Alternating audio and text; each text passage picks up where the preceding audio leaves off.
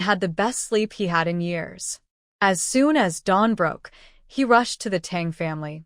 Miss Tang had saved his life, and he had to deliver the message to Tang Jinglin and his wife personally, without any mistakes. Tang Chongquan chatted with Du Yiluan for a bit, and the atmosphere was a bit awkward until Tang Jinglin came downstairs, followed by Mu Xulian, who looked beautiful in a dark green qipao with light makeup. Du Yiluan looked up and immediately exclaimed, "You two mother and daughter look so alike." Actually, Tang Nian didn't look much like Mu Xulian. She resembled her grandmother more. But there was still some resemblance between mother and daughter. However, Mu Xulian had a gentle demeanor, while Tang Nian was more aloof. At first glance, they seemed similar, but upon closer inspection, they were quite different. Tang Jinglin almost stumbled down the stairs at the comment, and Mu Xulian lost her balance, urgently asking, "Have you seen my daughter?" "Yes, I'm here to deliver a message from Miss Tang Nian." Du Yiluan nodded, and even Tang Chongquan was no longer calm. 17 years ago, he was 5 and already understood things. He had even held his little sister. "Mister, do you really have seen my sister? How is she now?" Tang Chongquan asked anxiously, grabbing Du Yiluan's hand, his voice rising. "Is my little sister found? Where is she?" Tang Chongfeng, Tang Nian's second brother, slid down the stairs in excitement. He was 20 and still in college. Unlike his elder brother's steadiness, he was lively and loved to sing, even forming a band at school. His dream was to become a rock star, but he didn't dare say it out loud for fear of being scolded by Tang Jinglin. The whole family surrounded Du Yiluan, their eyes filled with eagerness. Du Yiluan nervously swallowed and said, "I just arrived yesterday. Tang Nian is my lifesaver. She bought a house for my family and introduced reliable people to help me cross the sea. Thanks to Miss Tang and her partner, Mr. Shen, I was able to arrive safely." "Nian has a partner? She's only 17. Mu Xulian's voice turned sharp. Her daughter was only 17. How could she be in a relationship? 17 is the age for school. Mu Xulian thought about how chaotic things were in the mainland now, with a college entrance exam cancelled and university admissions relying on recommendations. For Nian, living in the countryside, getting to high school was already a big achievement. Feeling heavy-hearted, Mu Xulian nervously asked, "Is Nian married?" In rural areas, girls marry young, often at 16 or 17, and Mu Xulian couldn't bear to think if Nian was one of them. But no matter how her daughter changed, she would always be her daughter. If necessary, she could bring Nian to Hong Kong to continue her studies.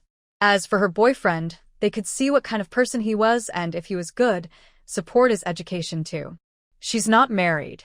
Miss Tang is only 17, below the legal marriage age. Her boyfriend, Mr. Shen, is an officer, so he must follow the law, Du Yiluan quickly explained. He thought Xin Xiao and Tang Nian were a good match, a perfect couple. "By the way, I have some photos that Miss Tang asked me to bring you." Du Yiluan took out a paper package from his bag, containing about 10 black and white photos taken in Shanghai, including solo shots of Tang Nian and some with Xin Xiao.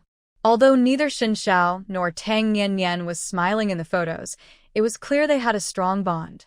Especially Xin Xiao, who looked at Tang Nian with gentle and focused eyes, as if she was the only person in the world who mattered to him. Mu Xulian and Tang Jinglin trembled as they took the photos, gazing at their daughter as if she were a rare treasure. Tang Chongquan and his younger brother leaned in to look. "Little sister is so beautiful. This guy is too dark for her. He doesn't deserve her," Tang Chongfeng said after just one glance, becoming protective of his sister. He thought that if his little sister came to Hong Kong, he would definitely be the coolest brother in school. What other sister could compare to his little sister's beauty? Tang Chongquan, usually calm and reserved, couldn't help but say, "He is indeed a bit too dark, and little sister is only 17, so there's no rush for her to date." Unfortunately, he couldn't go to the mainland to support his sister. Sigh. Du Yiluan quickly added, "Mr. Shen is young and accomplished. He even has a car provided by the military, so he's at least a battalion commander. He and Miss Tang have a great relationship." Is he really that impressive? Tang Chongfeng was a bit skeptical. Xin Xiao looked to be around 25 at most. Could there really be such a young battalion commander? Very impressive, possibly even higher than a battalion commander, Du Yiluan said with admiration. If he's really that impressive, I can accept this brother-in-law, Tang Chongfeng said, his eyes brightening. He admired skilled heroes, and this dark-skinned brother-in-law must be quite capable to be a battalion commander at such a young age. You don't know anything. Tang Jinglin scolded his younger son, giving him a light smack on the head. He was still the father here. It wasn't his son's place to take charge. However, if what Du Yiluan said was true, this Xin kid seemed quite good, but he still didn't want his daughter to marry too early. Mr. Du, did Nian Nian have any other messages for you? Tang Jinglin asked. Miss Tang said to find a way to attend this year's Autumn Canton Fair. She'll be waiting for you there. After delivering the message, Du Yiluan sighed in relief. Nian Nian will be at the Canton Fair? What is her status? Tang Jinglin's eyes sparkled with curiosity. Ordinary people couldn't attend the Canton Fair, and the fact that Nian Nian had a battalion commander boyfriend clearly indicated she was not from an ordinary background. But he remembered that the elder Tang Qingshan he had entrusted was just an ordinary hunter.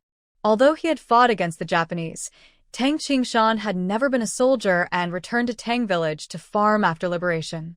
He had found several people to trust, but only Tang Qingshan made him feel at ease. Moreover, Tang village was the ancestral home of the Tang family, where their treasures were hidden. Tang Jinglin had his own motives, wanting to settle his daughter in a place where their ancestors had lived, hoping that the ancestors would protect her as she grew up. But Tang Jinglin knew very well that while Tang Qingshan was a good person, he didn't have the ability to get his daughter into the Canton Fair. Could it be that his daughter had the ability herself? Du Yiluan shook his head and honestly said, I haven't interacted much with Miss Tang, so I don't know much about her. But she dresses fashionably, wears a watch, rides a bicycle, has a camera, and can afford my house, so her family background must be very good. Being able to suddenly pay 8,000 yuan for a house is not something an ordinary person can do. Tang Jinglin thought of this too, wishing he could sprout wings and fly to Shanghai to see his daughter. Thank you, Mr. Du, for bringing my daughter's message. I am very grateful. In the future, if you need help in Hong Kong, please let me know, and I will do my best. Tang Jinglin spoke sincerely, clearly considering Du Yiluan a friend. Mr. Tang, there's no need to be polite. Miss Tang saved my life. I'm just passing on a message, no need for repayment. Du Yiluan declined, feeling that what he did was nothing compared to what Tang Nian Nian and Xin Xiao had done. Tang Jinglin had a better impression of him. He seemed like a trustworthy person. He asked about Du Yiluan's background and found it was a coincidence that he knew Du Yiluan's uncle, both coming from Shanghai. Although they didn't see each other often, they did keep in touch. After sending Du Yiluan off, Tang Jinglin's eyes sparkled with excitement as he said to his eldest son, no matter what it takes, we need to get a spot at the Canton Fair. Even if we have to tag along with someone else, we must get in. I want to go too. Mu Xiulian said eagerly. I want to see my little sister. Tang Chongfeng was even more anxious. He couldn't be left out. Everyone should go. Our family can finally reunite. Tang Jinglin said with a smile, though tears glistened in his eyes. After 17 years, they finally waited for this moment. Shanghai after finishing lunch, Tang Nian Nian returned to the guest house and called Xin Xiao, only to find out he was on a mission and wouldn't be back for 2 days. She didn't go out, staying in the guest house all day, actually working in her space to make pills. Tang Nian Nian had a little knowledge of medicine, just the basics. After getting hurt in the apocalypse, she had learned to bandage her wounds, so over time, she picked up some skills. She took some flour and honey, ground ginseng into powder, and rolled into pill-sized balls, adding a few drops of spring water. To make them look more like pills, Tang Nian Nian used black flour, resulting in brown balls with a hint of ginseng flavor. She placed the rolled pills in the oven to dry, making a total of 10. Tang Nian Nian didn't make more. 10 was enough. These pills were for the daughter of Director Jia. Although she didn't know much about medicine, the spring water could cure many ailments. Any problem ultimately came down to a weakened immune system. As long as she could boost the body's immunity, even cancer could be cured, and the spring water was a miraculous medicine for that. Tang Nian planned to use the spring water to treat Director Jie's daughter, not out of kindness, but because she wanted a spot at the Canton Fair. 2 days passed, and Director Jie called her with both good news and a mixed message. Little Tang, we discussed in a meeting and decided to hire you as a translator for the Canton Fair. What about the spot? Tang Nian asked. Here's the thing, Xiao Tang. Your beautiful crafts factory is a bit inexperienced. I have a plan. The Eastern Crafts Factory in whose city participates in the Canton Fair every year and has a lot of experience. Your beautiful crafts factory can be a subsidiary of the Eastern Factory and send 2 people to join the Canton Fair. What do you think? Director Jie's voice was a bit hoarse. This plan took a lot of effort to propose. The Eastern Factory wants to put Beautiful Factory's products under its name, essentially trying to absorb it. Big fish eating small fish. Other leaders share this view, and Director Jie had to argue hard to come up with this plan. Although it would be a subsidiary, at least it would keep the Beautiful Factory's independent brand, and there would be chances to stand alone in the future. Tang Nian frowned and asked, Director Jie, is the Eastern Factory trying to absorb the Beautiful Factory? She understood the situation immediately, having worked in state-owned enterprises and seen similar things. They say it's a subsidiary, but it's really just big fish eating small fish. She could imagine how the Eastern Factory's people would treat those from Beautiful Factory at the Canton Fair, likely treating them like servants, without pay. Tang Nian wouldn't stand for that. She'd rather tag along with Minister Niu's turbine factory. Director Jie smiled wryly. This girl was too smart to fool. He said, Xiao Tang, the situation is a bit complicated. The Canton Fair isn't solely up to me. Your goal is to participate, and how you get there doesn't matter as long as the result is good. There will be many more Canton Fairs in the future. There will be opportunities. But the process will directly affect the experience of the result, Director Jie. How about I make a deal with you? Tang Nian said directly, skipping any subtlety. Director Jie misunderstood and replied unhappily, Xiao Tang, how can someone your age learn such underhanded ways? Don't say that again, I won't agree. He thought she was trying to bribe him and was quite angry. Director Jie, I heard from Uncle Niu that your daughter is not well. I've studied medicine and can treat her rare illness. If I heal your daughter, will you help me get a spot at the Canton Fair? Tang Nian was straightforward, with no unnecessary words. She knew how to navigate situations, but didn't want to think too hard about it.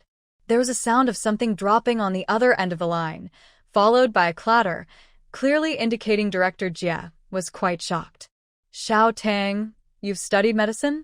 Director Jie quickly recovered, but sounded skeptical.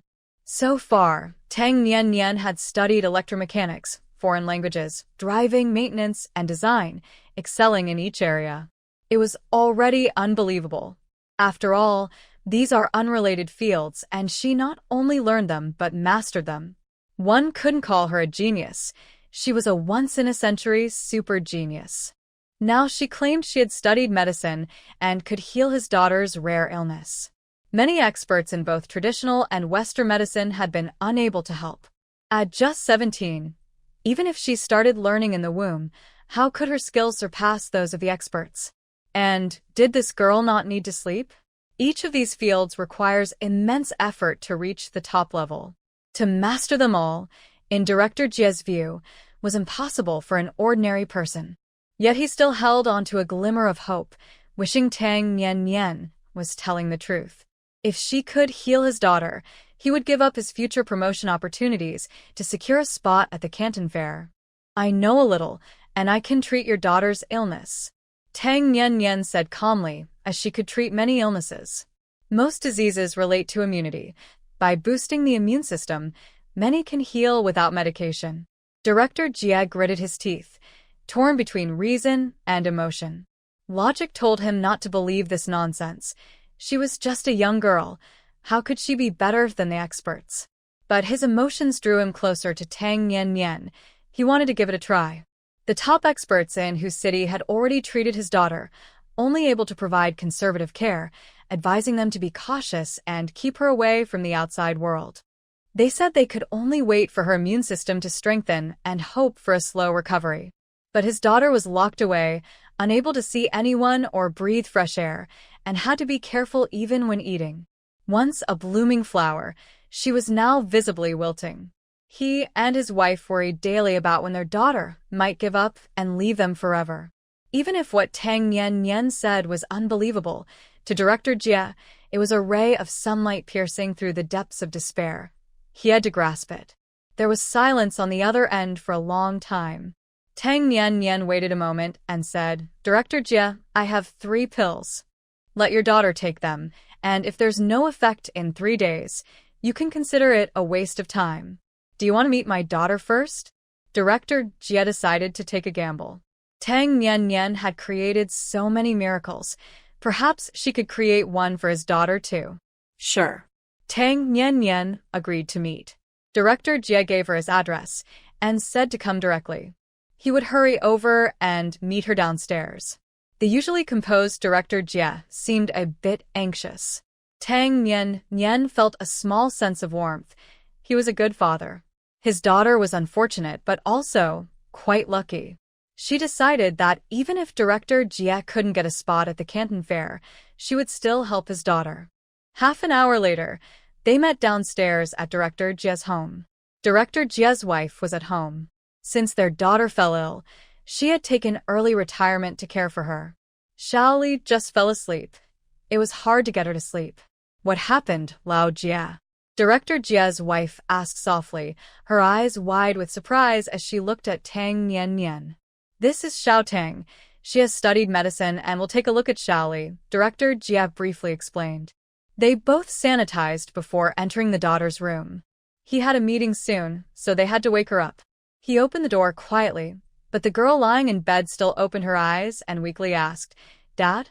I'm sorry for waking you," Director Jie said apologetically, introducing Tang Nian to his daughter. "Hello, Sister Tang." Xiaoli grata pulitelli. She was a year younger than Tang Nian, tall and pretty, but far too thin like a living skeleton. At just 16, her eyes were dull, lacking the sparkle typical of her age. Tang Nian could see that Xiaoli was merely a shell of a person, struggling to live, likely not wanting to cause her parents pain. "Hello." Tang Nian reached out her hand and shook hands with Jieli, whose hand was thin and bony, feeling quite uncomfortable. From her experience in the apocalypse, she could tell that this girl's vitality was fading and she might only last a year, or even less. "It's nice to meet you. I brought some candy for you." Tang Nian took out a small box from her pocket, containing 3 pills she had made herself.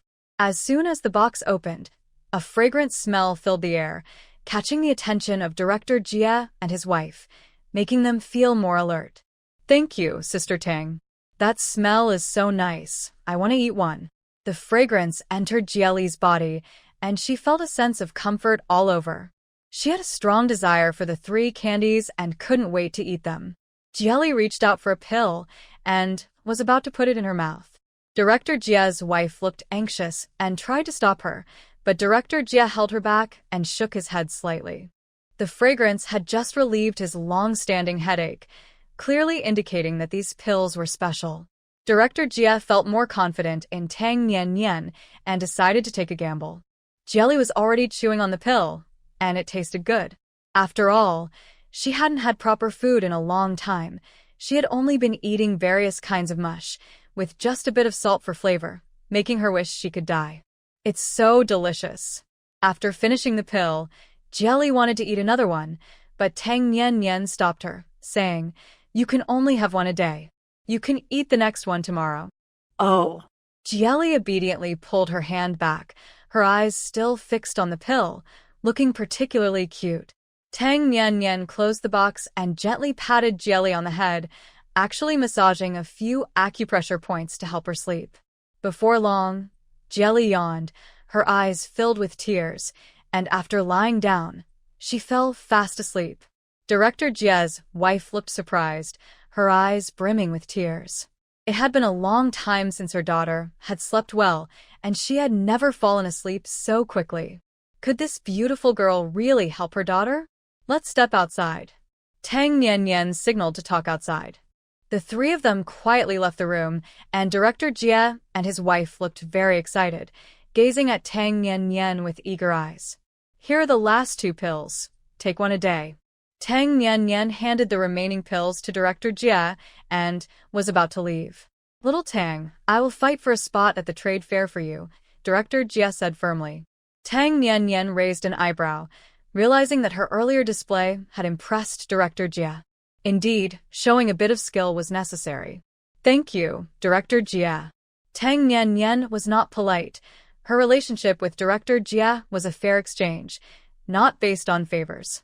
For the next 2 days, Tang Nian stayed at the guest house and didn't go anywhere. Xin Xiao was still on a mission, and she called Ming Jinxing, who said he had encountered some issues and would return to his city in a day or 2. She calculated the time and realized the 3 pills were finished. Sure enough, on the 3rd day, Director Jie called her urgently. Little Tang, do you have more of that medicine? In the past 3 days, Jieli's spirit had visibly improved, and her sleep had also gotten better. She even got out of bed and walked around a bit, and she had secretly opened the window to let in some fresh air, but nothing bad happened. Those 3 pills were like a miracle cure, saving Director Jie's family from despair. I have 7 more. I'll bring them over. Tang Nian had only prepared 10 pills, and once Jieli recovered a bit more, she would need to prepare more, reducing the amount of the special ingredient. I'll come to get them. Director Jie didn't dare to trouble her and came over himself on his bike. This is enough for 7 days. After finishing them, we need to adjust the formula. Tang Nian handed him the 7 pills, not mentioning the trade fair, knowing Director Jie would do his best. Thank you, little Tang. Director Jie carefully took the pills and put them away. Then he brought up the trade fair. I originally wanted to remove the spot for the Dongfang factory, but they have strong backing and are quite arrogant. Don't worry, I will handle it. The Dongfang craft factory had participated in the trade fair for several years, but their orders were not ideal. Director Jie had long wanted to get rid of them, as they were taking up space without contributing. Thank you, Director Jie. Tang Nian didn't ask further and let Director Jie handle it. There were still over 2 months until the trade fair, so there was no rush. After Director Jie hurriedly left with the pills, Tang Nian received a call from Xin Xiao, who had just returned, sounding joyful. Nian, I'm back. I'm coming to find you now. Okay. After hanging up, Tang Nian entered her space and prepared a big meal, making a large bowl of braised pork, Xin Xiao's favorite, and stir-frying a plate of vegetables. Xin Xiao arrived carrying 2 large bags, which were the spoils from his mission, looking bulging as if filled with watermelons. Comrade, are there watermelons for sale now? Where did you buy them?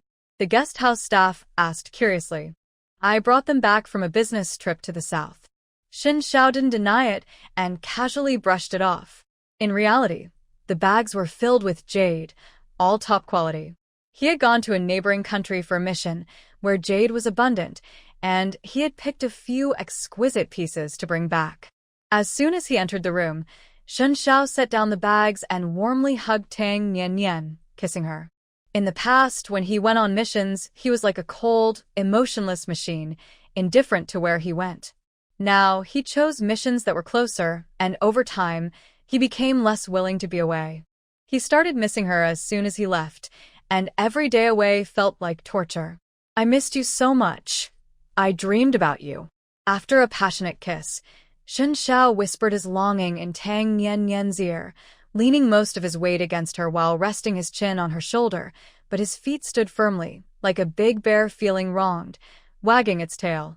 Okay, let's eat first. Tang Nian patted the big bear a few times, not knowing how to say comforting words. After all, they had only been apart for less than a month. Was it really that serious? They entered the space, and Xin Xiao opened the bags, revealing one beautiful jade piece after another. There were imperial greens larger than watermelons, blood-red jade the size of basketballs, and other colors like purple and yellow jade, all pure and flawless. Tang Nian didn't know much about jade, but she had heard that the more it resembled glass, the more valuable it was. The jade Shen Xiao brought back was even purer than glass, clearly worth a fortune. There's still a lot more. I couldn't carry it all. Seeing Tang Nian's eyes light up with joy, Shen Xiao felt satisfied but also a bit regretful that there was too much jade in the neighboring country. Next time, I'll go with you. Tang Nian decided firmly, as she could store everything in her space. Okay. Shen Xiao agreed with a smile. As they ate together, Tang Nian mentioned going to the capital, and Shen Xiao had no objections, saying he still had half a month of leave. Old Zhou is not doing well. We need to hurry. Shen Xiao had just received news from Ming Jinqing that old Zhou's health was deteriorating, and even the top experts in both Chinese and Western medicine in the capital were at a loss. The Zhou family was already preparing for the worst. Then we'll set off tomorrow. Tang Nian decided to head to the capital early. After finishing their meal, she accompanied Shen Xiao to the military district to request leave, but they encountered an unexpected visitor who severely affected their mood. As soon as Ming Jinqing arrived at the military district, he asked someone to call Shen Xiao to his office, saying someone from the capital wanted to see him. Who? Shen Xiao asked. I don't know. The chief wants you to hurry, the messenger urged, casting an envious glance at Tang Nian and then glaring at Shen Xiao with gritted teeth. What was so good about someone as dark as coal?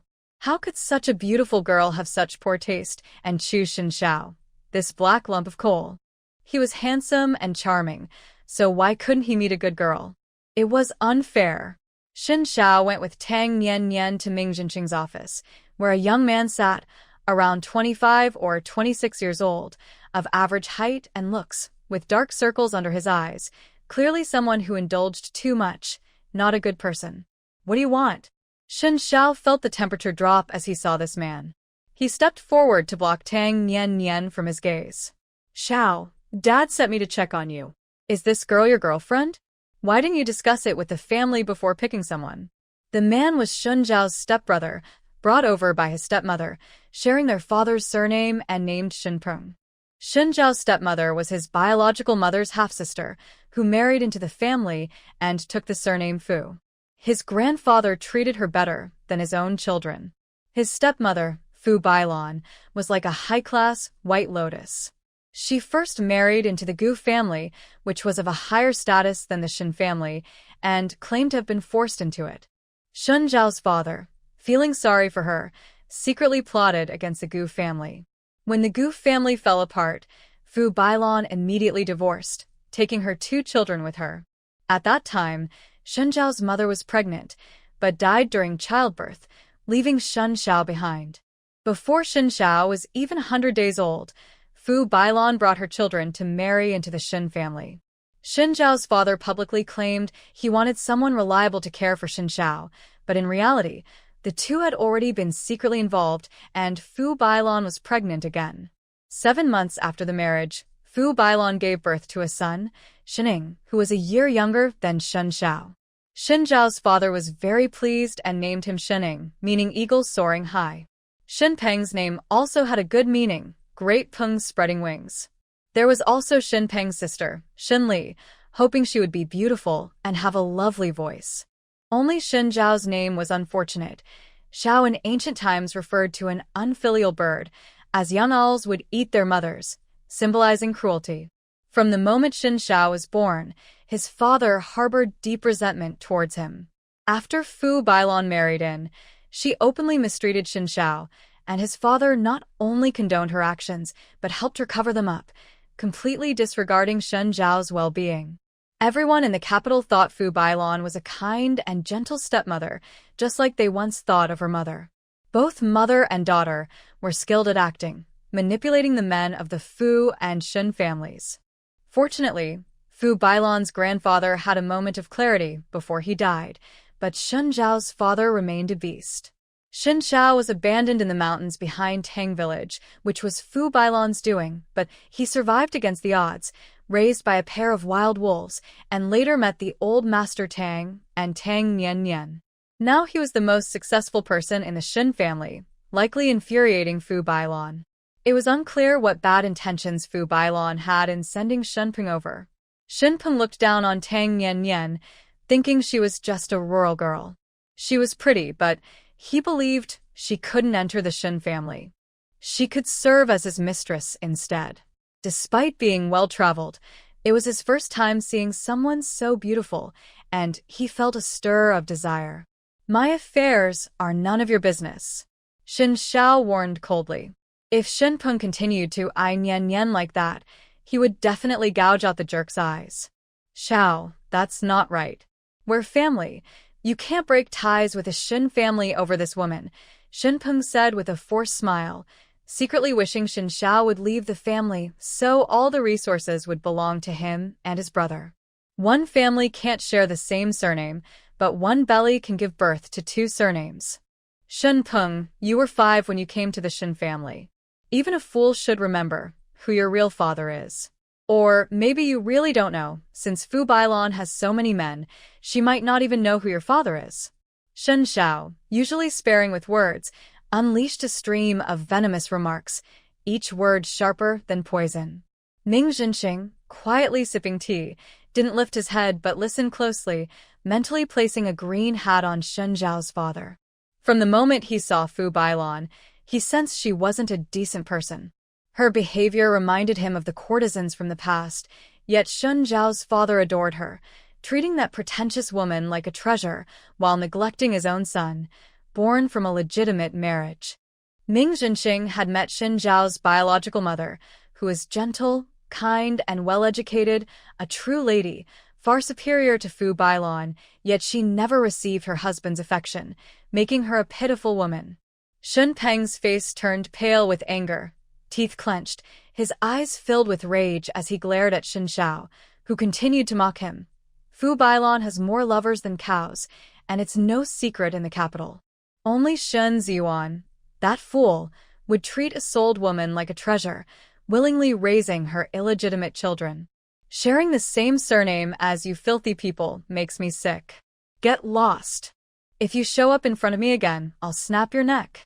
Shen Xiao exuded a murderous aura, causing Shinpeng to take a step back, fear in his eyes. He truly felt that this jerk might kill him. Ming Jinxing shook his head, looking down on Shinpeng, thinking he was worthless, inferior even to Shen Zhao's little toe. Had Shen Zhao's father been eating dirt all these years? Otherwise, how could his mind be so clouded? Shen Xiao, even if my mother didn't give birth to you, she's still your elder and raised you. How can you speak so disrespectfully and slander her? Are you even human? Shinpeng shouted, his anger burning inside. He had heard Shen Zhao's words before, and he knew they were true. Before their mother married into the Shin family, the Gu family had fallen on hard times, and they struggled for a while. But that hardship lasted only half a month before they returned to their previous good life. Shinpeng knew it was because their mother had hooked up with a powerful man. He had seen those men come in and out of his mother's room, leaving with smiles, and the next day they would bring rice, flour, and meat. This lifestyle continued for 6 months until Uncle Shen married their mother, and he and his sister changed their surname to Shen. After that, no one bullied them anymore, and life was even better than it had been with the Gu family. It was because it was true that Shinpeng was so angry, his eyes reddening as he prepared to confront Shen Xiao. Get lost. With one move, Shen Xiao pinned Shinpeng down, leaving him unable to get up. Shinpeng, filled with shame and anger, glared fiercely, but then he laughed sinisterly and said, Shen Xiao, I'm just delivering a message from Dad. He has his eyes on Zhou Sijia from the Zhou family.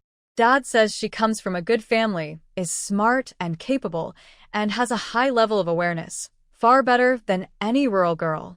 Plus, she's in the military district in Hu City, so you two will definitely have things in common. Dad wants you to marry her before the new year.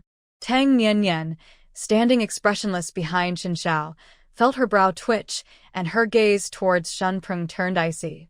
How dare he try to take her man? He was asking for trouble. Shinpeng couldn't help but shiver at Shen Zhao's dark expression, but he couldn't help but laugh with glee. No matter how he danced around, he would still be crushed in the end. Fine, I'll marry her. Shen Xiao grabbed Shinpeng by the collar, ready to throw him out. His father was getting more confused with age, still trying to show off his authority in front of him. What a fool. Don't forget, Shen Xiao, your mother's memorial tablet is still at home. As Shen Prung was lifted awkwardly, his legs flailed like a toad, and he threatened Shen Xiao with his mother's memorial tablet. He knew that Shen Xiao cared most about his mother. Shen Xiao indeed paused, looking coldly at him. Shen Peng thought he was scared and became even more arrogant, lifting his chin and saying proudly, "Let me down. Want to get down?" Fine. Shen Zhao's voice was calm, but Tang Nian knew he was about to take action. She quickly tugged at his shirt, reminding him that it wasn't the right time to act violently in the military district. Bang.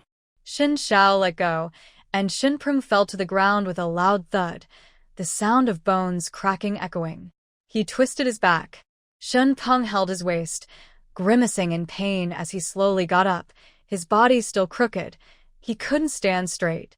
Go back and tell Shen Ziyuan that if anything happens to my mother's memorial tablet, I will make the Shen family pay. Shen Xiao warned coldly. He planned to take his mother's memorial tablet and her dowry when he returned to the capital. When his mother married in, even though his grandfather treated her poorly, he still added a decent dowry. While it couldn't be extravagant publicly, he secretly gave her plenty of gold and silver jewelry, and he intended to reclaim all of it. Shen Xiao, you're so bold. You disrespect your elders and are unfilial. Just wait. Dad won't let you off. Shen Peng, holding his waist, spat out a few harsh words before running away in embarrassment. He will definitely go to your dad and exaggerate. You were too impulsive just now. Ming Zhenxing frowned. It doesn't matter. Shen Xiao scoffed. Since childhood, Shen Peng and his sister had bullied him regularly, and his father always turned a blind eye. In the past, he would seek comfort from his dad, but every time, his dad would only scold him without distinguishing right from wrong. After being scolded a few times, he stopped going to his father and began to resist quietly.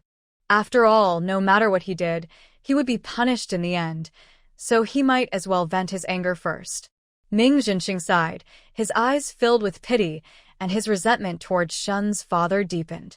How could he not see that the Shen family was so heartless? What a shameful husband, father, and man. Old Zhou is getting weaker. He probably won't last until autumn. He doesn't even know how to connect with your dad. Your dad, that old fool, actually agreed to the marriage. Zhou Sijie just transferred here last month, and I can tell she's not easy to deal with. Be careful. Ming Zhenxing offered a few warnings. He had a good eye for people, and Zhou Sijie had ambition written all over her eyes. Young but ambitious, she definitely wouldn't easily give up on this marriage. Got it. Shen Xiao nodded. No matter what tricks Zhou Sijie had up her sleeve, he would handle it calmly, ignoring her completely. If Zhou Sijie kept pestering him, he would use his fists. He had no habit of not hitting women. If he got annoyed, he would hit anyone, regardless of age or gender. Uncle Ming, I need to take leave to go back to the capital and get my mother's memorial tablet.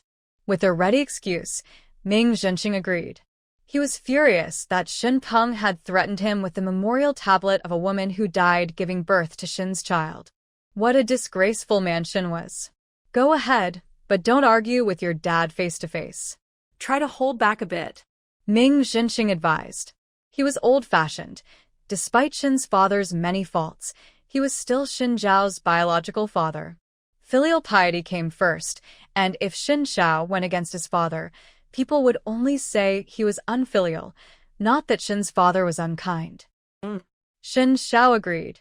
Ming Zhenxing sighed again, worried about Shen's father.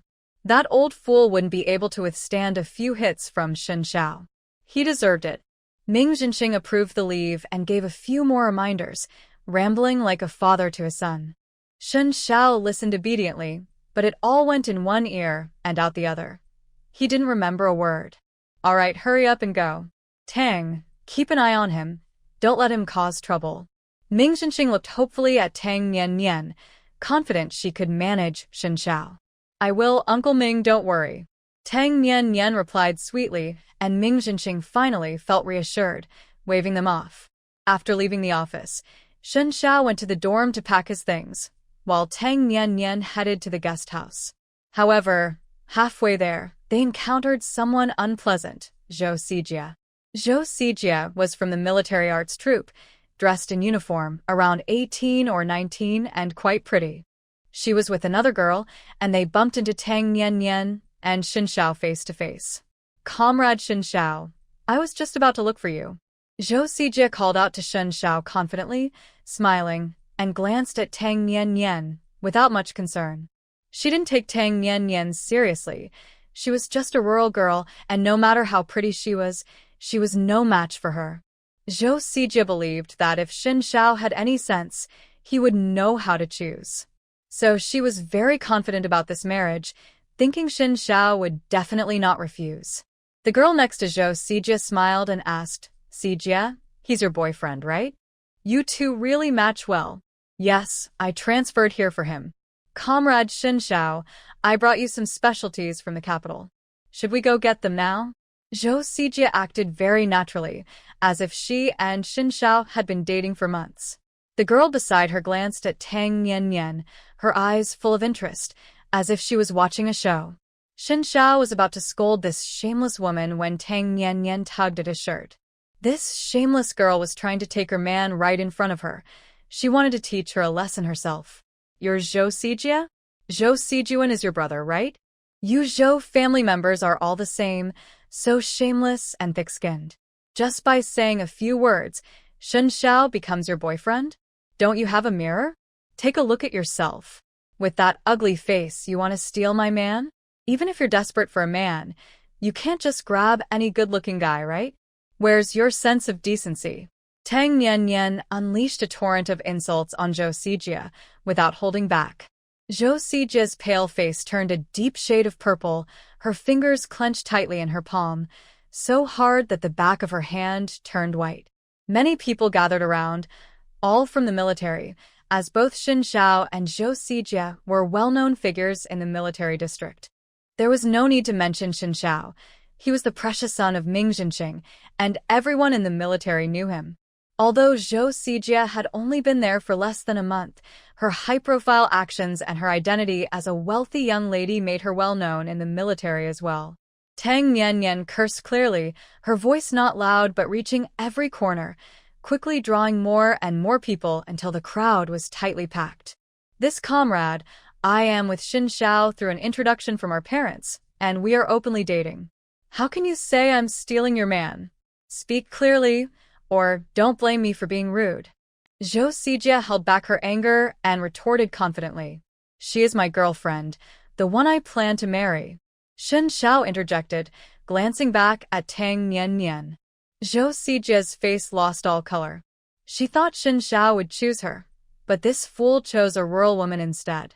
With so many people watching, Zhou Sijia felt a fire of humiliation burning inside her, wishing she could destroy these two. As a proper young lady from the Zhou family, she had never faced such humiliation. Shen Xiao and Tang Nian would be remembered. "Shen Xiao, Uncle Shen asked me to take good care of you. He said you've always liked to go against him since you were young. I know that. Small matters are fine, but I hope you take the big things seriously and don't act on impulse." Zhou Sijia wanted to give Shen Xiao another chance, speaking gently and forcing a sympathetic smile. The onlookers thought Shen Xiao was being ungrateful. After all, she was the daughter of the Zhou family. Marrying her would save a man 30 years of hard work, and they would definitely agree to it. Moreover, Zhou Sijia was beautiful, gentle, and well-mannered, with a top-notch family background. No man would refuse her. Can't you understand human language? If you need a man, go find a dog. Shen Xiao was furious. How could these two not understand? He hated repeating himself. When angry, Shen Xiao's words were sharper than usual, and he didn't care about the other person's status. He only showed tenderness when facing Tang Nian. Wow. The crowd gasped, gaining a deeper understanding of Shen Xiao. This guy was truly sharp-tongued. Zhou Sijia's face turned pale. No matter how deep her scheming was, she couldn't withstand Shen Xiao's sharp tongue. Besides, she wasn't without options. Why should she endure this humiliation from him? Shen Xiao, I must have been blind. You will definitely regret this. Zhou Sijie stomped her foot and ran away, tears in her eyes. But she didn't run far before the tears disappeared, her gentle face twisted with rage as she gritted her teeth, saying, Shen Xiao, Tang Nian Nian, you both deserve to die. Since Shen Xiao wouldn't cooperate, she would find another partner. There were plenty of men better than Shen Xiao. She had to find a good husband while her grandfather was still alive. Being the living granddaughter of Zhou Hongchang was worth more than being the deceased one. Shen Xiao shot a cold glance at the crowd, making everyone shiver and scatter. Tang Niannian glanced at Zhou Sijie's departing figure, telling Shen Xiao to return to the dormitory first while she took care of some matters. I'll find you at the guest house once I'm done. Shen Xiao guessed what she was going to do and didn't stop her. Even if Tang Niannian caused a big mess, he would help fix it. As long as Niannian was happy, that was all that mattered. After parting from Shen Xiao, Tang Niannian followed Zhou Sijie's path. She wouldn't let any potential threats survive. If she discovered them, she would eliminate them at the root. Although Zhou Sijie was a woman, since she listened to the old man and tried to steal her Shen Xiao, she shouldn't expect kindness. Tang Niannian caught up with Zhou Sijie at the art troupe's dormitory, where Zhou Sijie was on the phone. Grandpa, Shen Xiao is too foolish. He doesn't deserve me. I want to marry Ming Jinqing's son. Can you introduce me? Zhou Sijie spoke about her lifelong commitment as calmly as discussing daily meals. She had thought this through. Rather than marrying Shen Xiao, it was better to marry Ming Jinqing's son. Although Ming Jinqing's family background wasn't as strong as the Zhou family, it was on the rise, and his son was honest and steady, likely to be a good husband. Zhou Sijie didn't genuinely like Ming Jinqing's son. She just wanted to take a gamble. Ming Jinqing was still young and would surely rise in the future, possibly even moving to the capital. At that time, she could return to the capital and regain her former glory. Moreover, Zhou Sijie planned to use Ming Jinqing's influence to suppress Shen Xiao and take revenge for today's humiliation. Tang Niannian immediately understood this scheming woman's intentions and thought, she's dreaming. After hanging up, Zhou Sijie didn't return to the dormitory but went shopping, which suited Tang Niannian perfectly as she quietly followed her. At this time, Ming Jinqing also received a call from Zhou Hongchang. It seemed Zhou Hongchang was getting old and perhaps anxious about his remaining time. After hearing his granddaughter's call, he couldn't wait a moment longer and called Ming Jinqing directly, bluntly proposing a marriage alliance. Ming Jinqing, who had just taken a sip of tea, nearly choked. He never expected that this old man would set his sights on his son. Old leader, didn't we say it was about Shen Xiao? My son is quite foolish and really isn't worthy of your granddaughter. Ming Jinqing cursed inwardly while maintaining a respectful demeanor. Sijie just told me she doesn't actually like Shen Xiao and has a good impression of your son. I must have been muddled, mistakenly trying to pair them up. Thankfully, it hasn't happened yet. Jinqing, my health is declining, and my only concern is Sijie's marriage. I want to see her married before I die. Please help me. Zhou Hongchang rarely showed weakness, his voice hoarse and weak, coughing frequently, sounding like he could pass away at any moment. Ming Jinqing felt uneasy, as he had once served under this leader, but when it came to his own son, he couldn't be careless. Besides, if he sold out his son, his wife would definitely not let him off easily, making him sleep on the couch every night. Old leader, marriage is a big deal. I need to discuss this with my wife. Your health will be fine. You might even feel better tomorrow. Ming Jinqing was vague and refused to engage further. Zhou Hongchang didn't want to push too hard, so he let him go back to discuss it with his wife and promised to give him an answer in 3 days. Jinqing, I really can't wait any longer. Please understand this old man, who is nearing the end of his life. I beg you.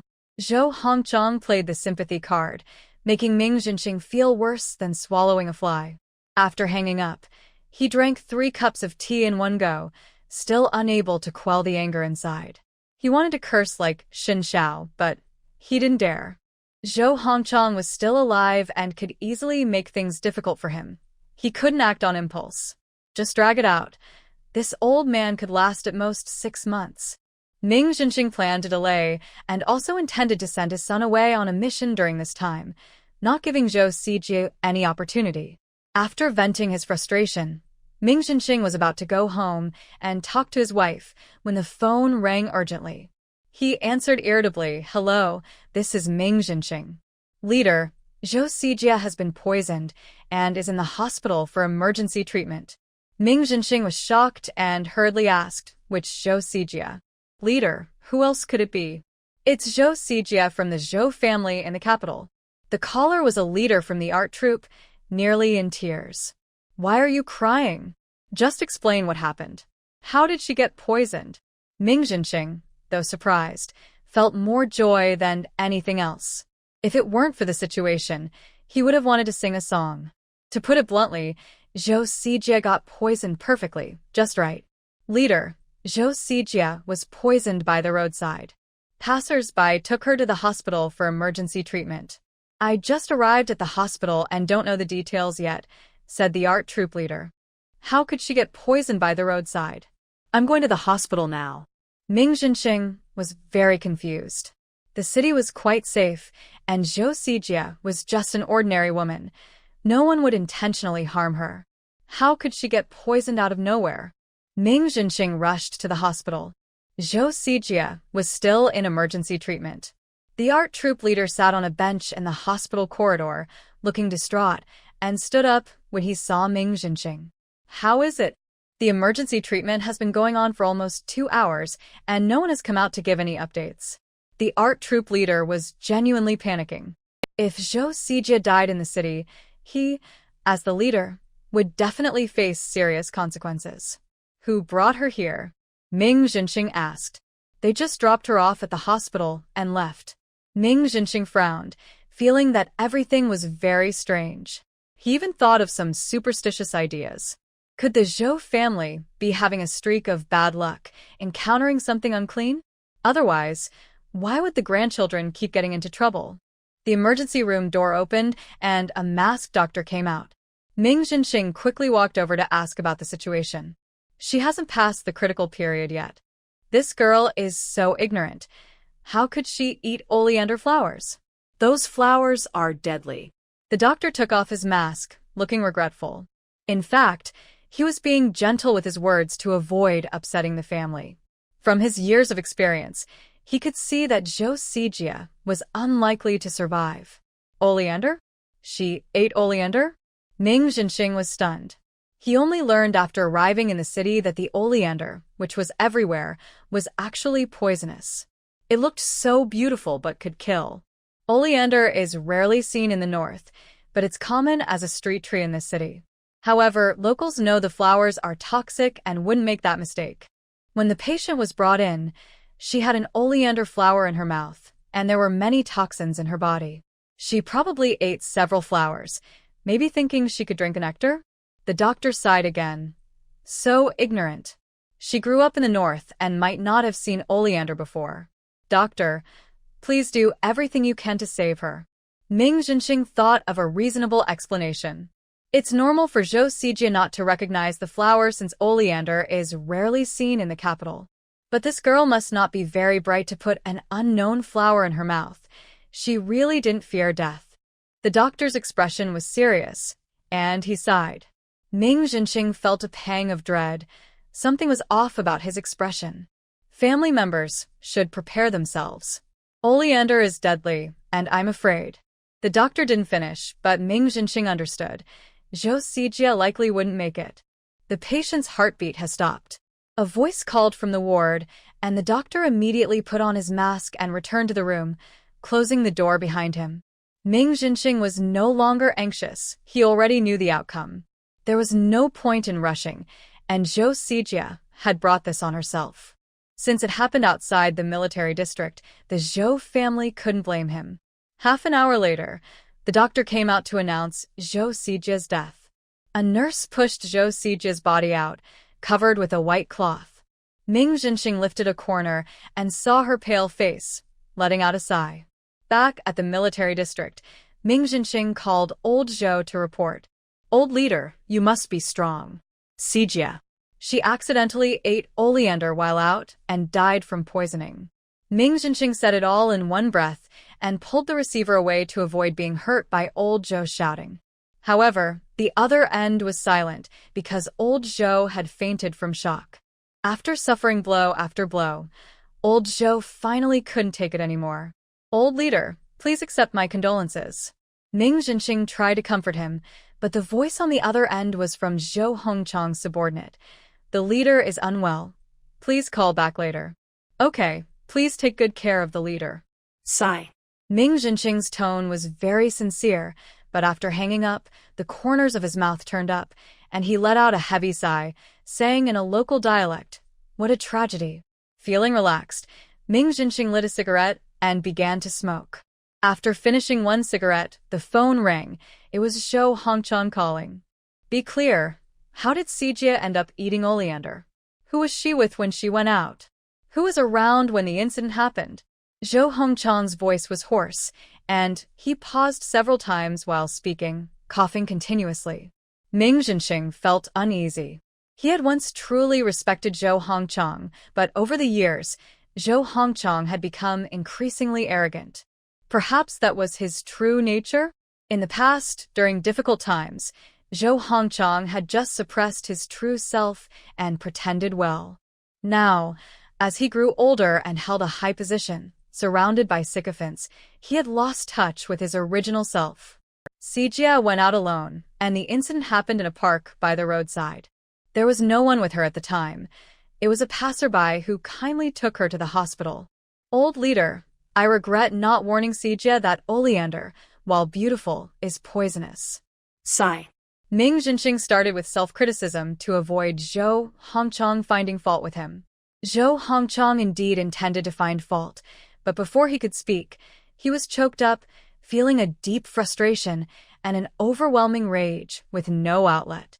Zhou Sijia was his favored granddaughter. He had planned to marry her off to a suitable high-ranking official's son. But with the current situation of the Zhou family, outsiders were laughing at them. A well-off young man would definitely not marry Sijia, and he looked down on those from poorer backgrounds. Moreover, old Zhou was unwilling to give up. He had worked hard to rise from a cowherd to his current position, and only he knew the effort and sacrifices he had made. It was impossible for him to abandon everything he had.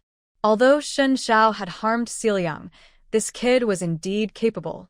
If he could become Sijia's husband and serve the Zhou family, he would be willing to forgive him. He had also heard that Shen Xiao was dating that wretched Tang Nian. Such a good young man shouldn't be wasted on her. Zhou Hongchang still had confidence in his granddaughter. She was talented and beautiful, smart and capable, with the Zhou family's background. As long as Shen Xiao wasn't foolish, he would definitely choose Sijia. But he never expected that his granddaughter would die before she could even start her journey. Ugh. In a fit of anger, Zhou Hongchang spat out a mouthful of black blood and covered it with a handkerchief. At that moment, he felt a deep sense of helplessness. Was heaven really trying to destroy the Zhou family? Jinxing, is Tang Nian in the city? Zhou Hongchang asked in a deep voice. He had a feeling that his granddaughter's death was somehow connected to that wretched girl. Ming Jinxing's heart skipped a beat, and he quickly replied, Tang Nian came to the city? I didn't know that. Jinxing, don't lie to me. Zhou Hongchang's tone turned threatening. Why would I lie to you? I've only met that girl, Tang Nian, once. I'm really not familiar with her. Why are you suddenly asking about her? Ming Jinxing chuckled awkwardly, trying to lighten the mood, but inside, he was anxious. Could Zhou Sijia's death really be related to Tang Nian? And what about Zhou Siren's madness and Zhou Siming's death? Could they also be connected to her? Ming Jinxing's heart tightened. The more he thought about it, the more suspicious Tang Nian seemed. Zhou Siren had dined with her before he went missing. Zhou Siming's incident happened in Tang Village, which is Tang Nian's hometown. Today, Tang Nian came to the military district, and Zhou Sijia was poisoned to death. What a coincidence. Ming Jinxing's expression turned serious. This girl, Tang Nian, was not simple. He had previously thought she was gentle and generous. And that guy Qi, the military even came to investigate, but it ended up unresolved. Now it seemed that Qi wasn't wrong about Tang Nian. He had been fooled for decades, and now this girl had outsmarted him. Interesting. Although Ming Jinqing had his suspicions, he didn't show it. He continued to chat with Zhou Hongchang, insisting that Zhou Sijia's death was an accident. Zhou Hongchang, feeling powerless, could only reluctantly hang up the phone. Call Shen Xiao and his partner to me. Ming Jinqing ordered his guard to fetch them. He needed to ask some questions. Half an hour later, the guard returned with a report. Shen Xiao and his partner have gone out. Tell them to come by when they return, and bring his partner. Yes. The guard replied loudly. Ming Jinqing wasn't idle either. He had to arrange Zhou Sijia's funeral. The weather was hot, and the body couldn't be kept for long, so he needed to arrange for cremation. By nightfall, Zhou Sijia had turned into a jar of ashes. Zhou Hongchang called again, having just regained consciousness after fainting. He hurriedly called. Jinqing, don't cremate Sijia's body. It needs to be examined by a medical examiner. There must be clues on his granddaughter's body. Zhou Hongchang had just thought of this. Since falling ill, his mind had been foggy, and he often forgot things until later. I just picked up Sijia's ashes. It's hot here in Hu City, and we can't keep it for long. Old leader, please accept my condolences. Sijia's death was truly an accident. There are no oleanders in the capital. The girls saw beautiful flowers and couldn't help but pick them to taste the nectar. That's all there is to it. My Minghui still often picks flowers to eat. Though Ming Jinqing said this, he felt relieved that he had cremated her quickly. Otherwise, this old man would have caused more trouble and wasted his time. Zhou Sijia's death was indeed an accident, with no other reasons involved. This was the best outcome. Who allowed you to cremate her? Did you get my permission? Ming Jinqing, you have some nerve. Cough, cough, cough. Zhou Hongchang was so angry that he coughed repeatedly and spat out a mouthful of dark blood, lacking the strength to curse.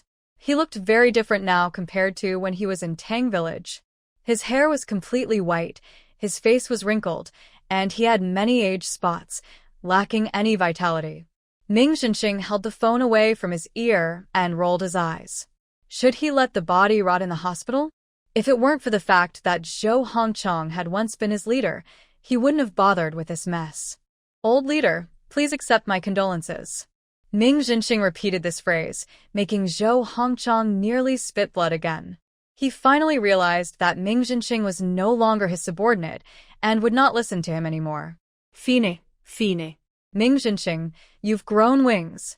Zhou Hongchang gritted his teeth and hung up the phone. Ming Jinqing rubbed his ears and scoffed, finally realized it.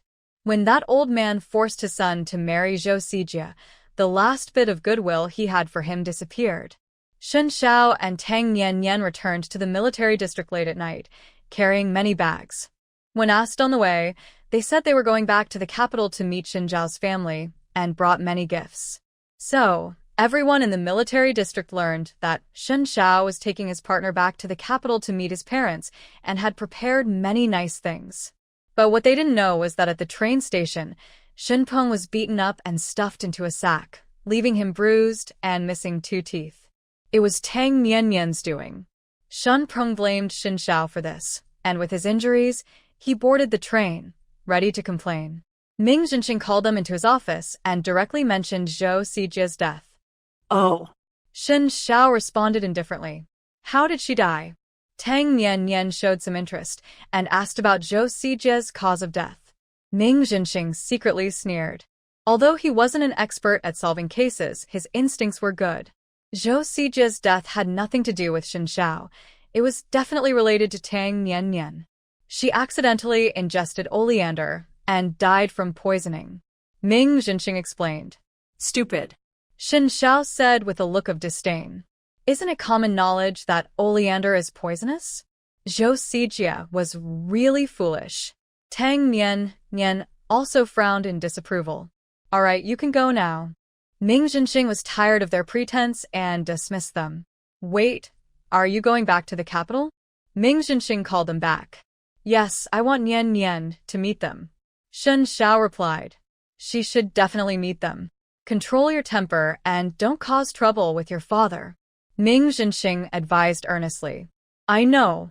Shen Xiao agreed readily. He wouldn't cause a scene. He usually just took action directly. Go on. Ming Jinxing suddenly felt exhausted. He realized that managing this kid was more tiring than fighting a battle. Shen Xiao held Tang Nian's hand as they left, even thoughtfully closing the door behind them. A heavy sigh escaped Ming Jinxing. Tang Nian felt a bit sorry for Ming Jinxing. With Zhou Zijia's death, Zhou Hongchang would surely be furious. No wonder she had noticed several new wrinkles on his forehead and more white hairs. Next time, she should bring Ming Jinxing some spring water. Tang Nian and Shen Xiao rushed to the capital overnight, driving Shen Zhao's car. They took turns driving and arrived a day earlier than Shen Peng, who was taking the train. Compared to the exquisite splendor of Hu City, the capital felt more grand and dignified. They didn't drive into the city, but took a nap in the car to recharge. Before dawn, the capital was quiet. The Zhou family was also very quiet, all asleep. Two dark figures appeared outside the Zhou family's wall. It was Tang Nian and Shen Xiao. The Zhou family lived in a large courtyard, housing many people, including Zhou family members and guards for Zhou Hongchang, making it highly secure. But for Tang Nian and Shen Xiao, it was no problem. They easily avoided the guards and found the Zhou family's basement, where treasures were usually hidden. Indeed, there were about 10 boxes in the basement, along with a shelf displaying many rare items, each one a precious treasure. Tang Nian collected all the treasures from the shelf and opened each box one by one. There were silver dollars, gold bars, jade stones, and one box filled with current cash and various tickets, with cash amounting to over 500,000. That old fool. Tang Nian cursed, collecting all the boxes. Zhou Laotu had harmed many people over the years and had embezzled a lot of public funds. Surely, there were more than just these few boxes. Where else had he hidden his treasures? After ransacking the basement, the two left. As they passed a room, they heard a couple talking. Why aren't you asleep yet? It's almost dawn, and I've been tossing and turning all night. Zhou Laodao said irritably. I can't sleep. Dad spit up a lot of blood today. I secretly asked the doctor, and the situation isn't good. We need to plan ahead. The second daughter-in-law whispered, having thought about it all night. What plan? Siming and Siren are dead, and Sijia is gone too. What future do we have? Zhou Laodao replied sadly. Out of his 4 children, 3 had died, leaving only a reckless youngest son. He used to want to compete with the eldest branch, but now he had no thoughts left, just living day by day. We still have Siwen. We need to plan for him. Do you know where Dad's treasures are hidden? The second daughter-in-law asked quietly. Isn't it in the basement? The basement is nothing. The real treasures are hidden by Dad. I just found out. Dad only cares about the eldest branch. All the dead are from our branch, and the eldest branch is all alive. If we don't fight for it, we won't get anything.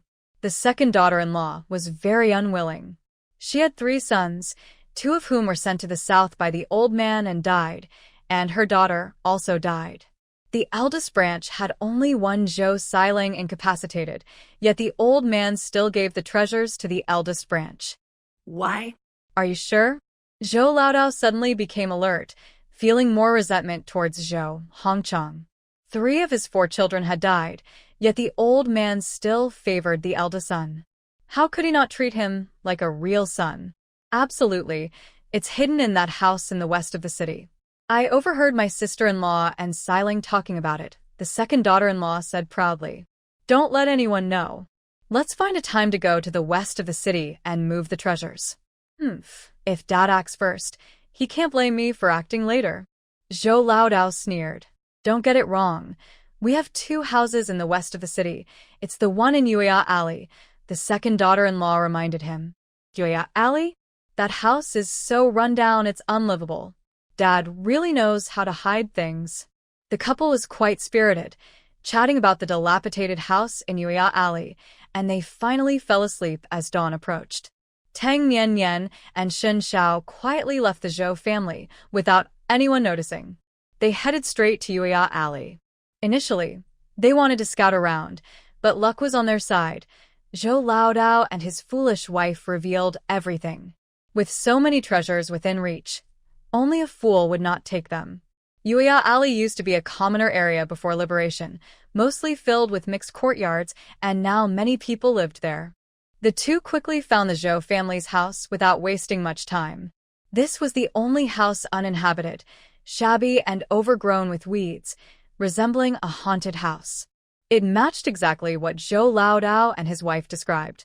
Moreover, this house was distanced from other residences, so any noise made wouldn't be heard, making it perfect for hiding treasures and even better for digging them up. As the sky turned red and the sun rose, various sounds filled the alley, bustling with activity. But no one came to this abandoned house. With everything in their favor, Tang Nian took out a hoe and shovel from her space and began treasure hunting.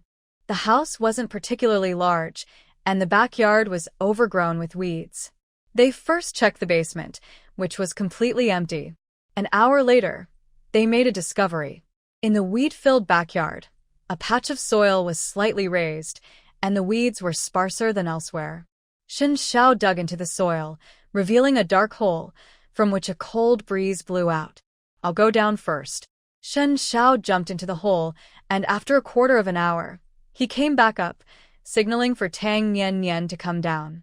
The underground was hollowed out, at least 30 square meters, and it was quite deep. The hole was filled with metal boxes and rosewood boxes. Shen Xiao smashed the locks and opened them one by one, revealing dazzling treasures that made their eyes squint. There were East pearls, mutton fat jade, jadeite, various gems, and many royal antiques, rare paintings, and calligraphy. There were even over a dozen boxes of gold bars. Tang Nian counted a total of 62 boxes, all collected by Zhou Hongchang over the years. She stored everything in her space. "Let's go." The two jumped out of the hole, covered the dirt back up, restored the appearance, and quietly left. By this time, it was already bright outside. They found a deserted suburb, took out their car, and drove into the city. The streets were bustling with people and vehicles, and they found a state-run restaurant for breakfast. It was just past 8, and most of the breakfast crowd consisted of elderly folks chatting in authentic Beijing dialect, exuding a festive atmosphere of national peace and prosperity.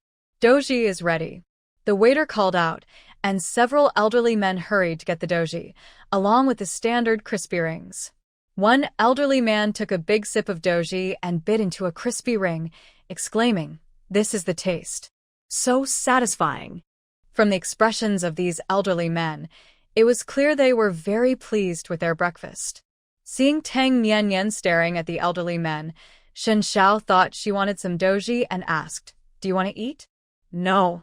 Tang Nian shook her head vigorously. She had no interest in doji. Even locals found it hard to enjoy, so she certainly wouldn't.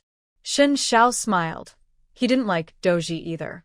In fact, he wasn't fond of many Beijing delicacies, as his taste was more suited to Jiangsu and Zhejiang cuisine. Tang Nian also found it hard to enjoy the local breakfast. The soy milk was sweet, the buns were quite large with strong fillings, and the xiaomai was meat-filled. In her past life, she had been to the north for work and had tried meat-filled xiaomai, which she didn't like. She preferred sticky rice xiaomai. Although she didn't love it, Tang Nian still ate quite a bit. Her pickiness wasn't that severe. Even if she didn't like something, she would still eat it when hungry. "Let's go to your house." Tang Nian wiped her mouth. It was time to meet the Shen family. "Okay." Shen Xiao finished his soy milk in one go and quickly ate the remaining bun, wiped his mouth, and strode out of the restaurant. After they left, the nearby elderly men and women began to discuss, "Wow, those kids have great appetites. One meal for them is like 3 for us. Ordinary families can't afford to raise them. Luckily, that young man is an officer with a high salary. What a good-looking couple. Their children will surely be good-looking too." The retired elderly folks gradually shifted their topic, excitedly discussing the newborns in the neighborhood. Shin family Fu Bailon had already retired.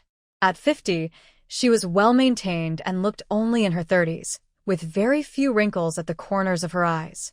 She wore a light blue shirt and a gray knee-length skirt, tucking the shirt into the skirt, her waist slim, and her silhouette exuded charm. Fu Bailon was watering the flowers in the yard, bending slightly and holding the watering can. Her simple actions looked almost like a dance. Even at 50, she still attracted many men's attention on the street. Shen Ziyuan was completely enchanted by her, remaining infatuated for decades. Zhang Jie, Shen is coming home for lunch. Please cook that yellow croaker. While watering the flowers, Fu Bailon called to the housekeeper in a sweet voice. Okay. The housekeeper replied and took the yellow croaker out of the fridge to thaw in the kitchen. Fu Bailon finished watering the flowers, stretched her back, and sighed, I really feel worse every year. Just watering flowers makes my back ache. Who would say you're not young? I'm a few years younger than you, but when we stand together, everyone says I look like your mother. The housekeeper approached, took the watering can, and awkwardly complimented her. Fu Bailon initially smiled at this, but when she heard the word mother, her smile instantly faded. She glanced at the simple-looking housekeeper, feeling a sharp sting in her heart. Zhang Jie didn't seem to realize how uncomfortable her comments made her. Although she praised Fu Bailon for looking young, it still bothered her. Give me a shoulder massage. Fu Bailon, not wanting to argue with the foolish woman, lazily leaned back in a chair. Okay. Zhang Jie acted very attentive, but when her back was turned to Fu Bailon, she rolled her eyes and scoffed. If it weren't for the 15 yuan salary from the Shin family each month and the extra savings from grocery shopping, she wouldn't bother serving this old fox. Everyone in the capital knew Fu Bailon was a seductress who stole her sister's man and drove her sister to death. In her hometown, she would surely be punished, and Shen Ziyuan wasn't a good man either. They were a scandalous couple. Zhang Jie regretted not having met Shen Ziyuan's first wife. She had seen photos of her and she was much prettier than Fu Bailon, but lacked her seductive charm. Men were foolish, often preferring the alluring over the dignified. Ouch. Be gentle. Fu Bailon cried out in pain, feeling like her shoulder might break. Oh, I'll be gentle. It's just that you're so soft. I'm not very strong. Back home, I couldn't even hold a chicken while butchering it. I'd stab it once, and it wouldn't die. After another stab, its head would fall off, and the headless chicken would run around the yard for a while before finally dying. Zhang Jie rolled her eyes again, thinking to herself that this fox was both seductive and troublesome, but she still pretended to be respectful and shared stories from her rural days. Stop talking. Fu Bailon's expression darkened. She felt Zhang Jie was doing this on purpose, ruining her mood with such bloody stories. Okay. Zhang Jie obediently fell silent and focused on the massage. But Fu Bailon lost her mood. She asked Zhang Jie to go to the kitchen to prepare lunch. Zhang Jie turned to leave, not wanting to touch this troublesome woman to avoid getting her hands dirty.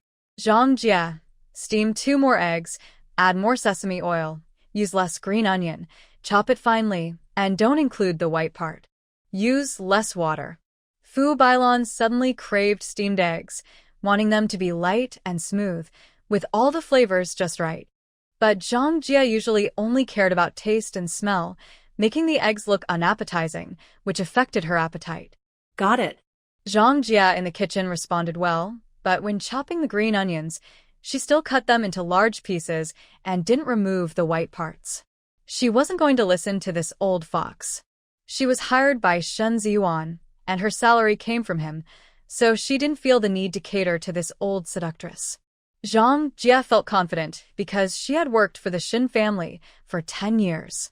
Shen Ziyuan loved her cooking, and although he was very obedient to Fu Bailon, when it came to the housekeeper, Fu Bailon had no say. Mom, give me some money. I'm going out to eat. The youngest son, Shening, came out of the room, his hair messy and wearing pajamas, clearly just waking up. He had partied at home for a friend's birthday last night and returned home late. Your dad is coming home for lunch. You need to stay here. Fu Bailon glared at him, refusing to give him money. I promise my friends, Mom, please. Shenning pouted, but this time Fu Bailon didn't give in. Shin Ziyuan had been in a bad mood lately and was unhappy with their youngest son's behavior, mentioning it to her several times.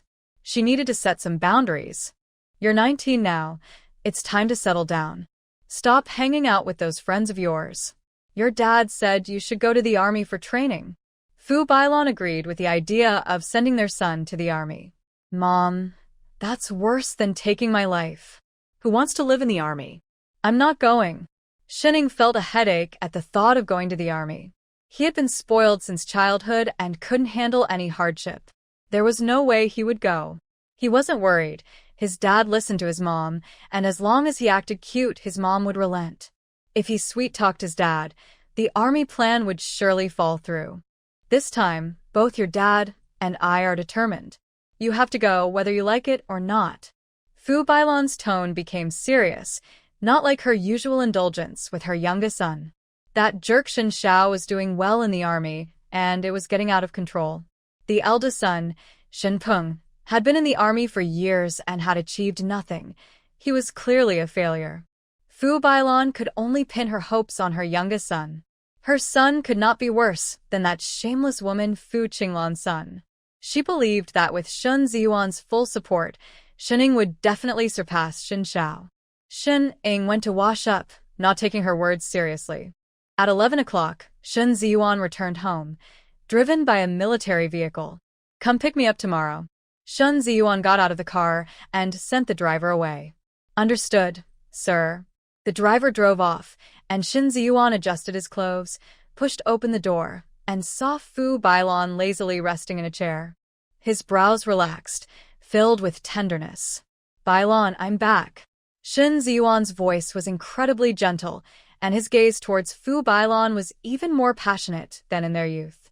Fu Bailon opened her eyes and saw his joyful expression, which made Shen Ziyuan even happier. He loved seeing her look at him with such affection. Zhang Jie, bring a basin of hot water. Zhang Jie, brew a cup of hot tea. Zhang Jie, bring Shen slippers. Fu Bailon called out one after another, and Zhang Jie hurried around like a spinning top, cursing under her breath. Old seductress, can't you do anything for yourself? Even a landlady doesn't order people around like you do. Ugh.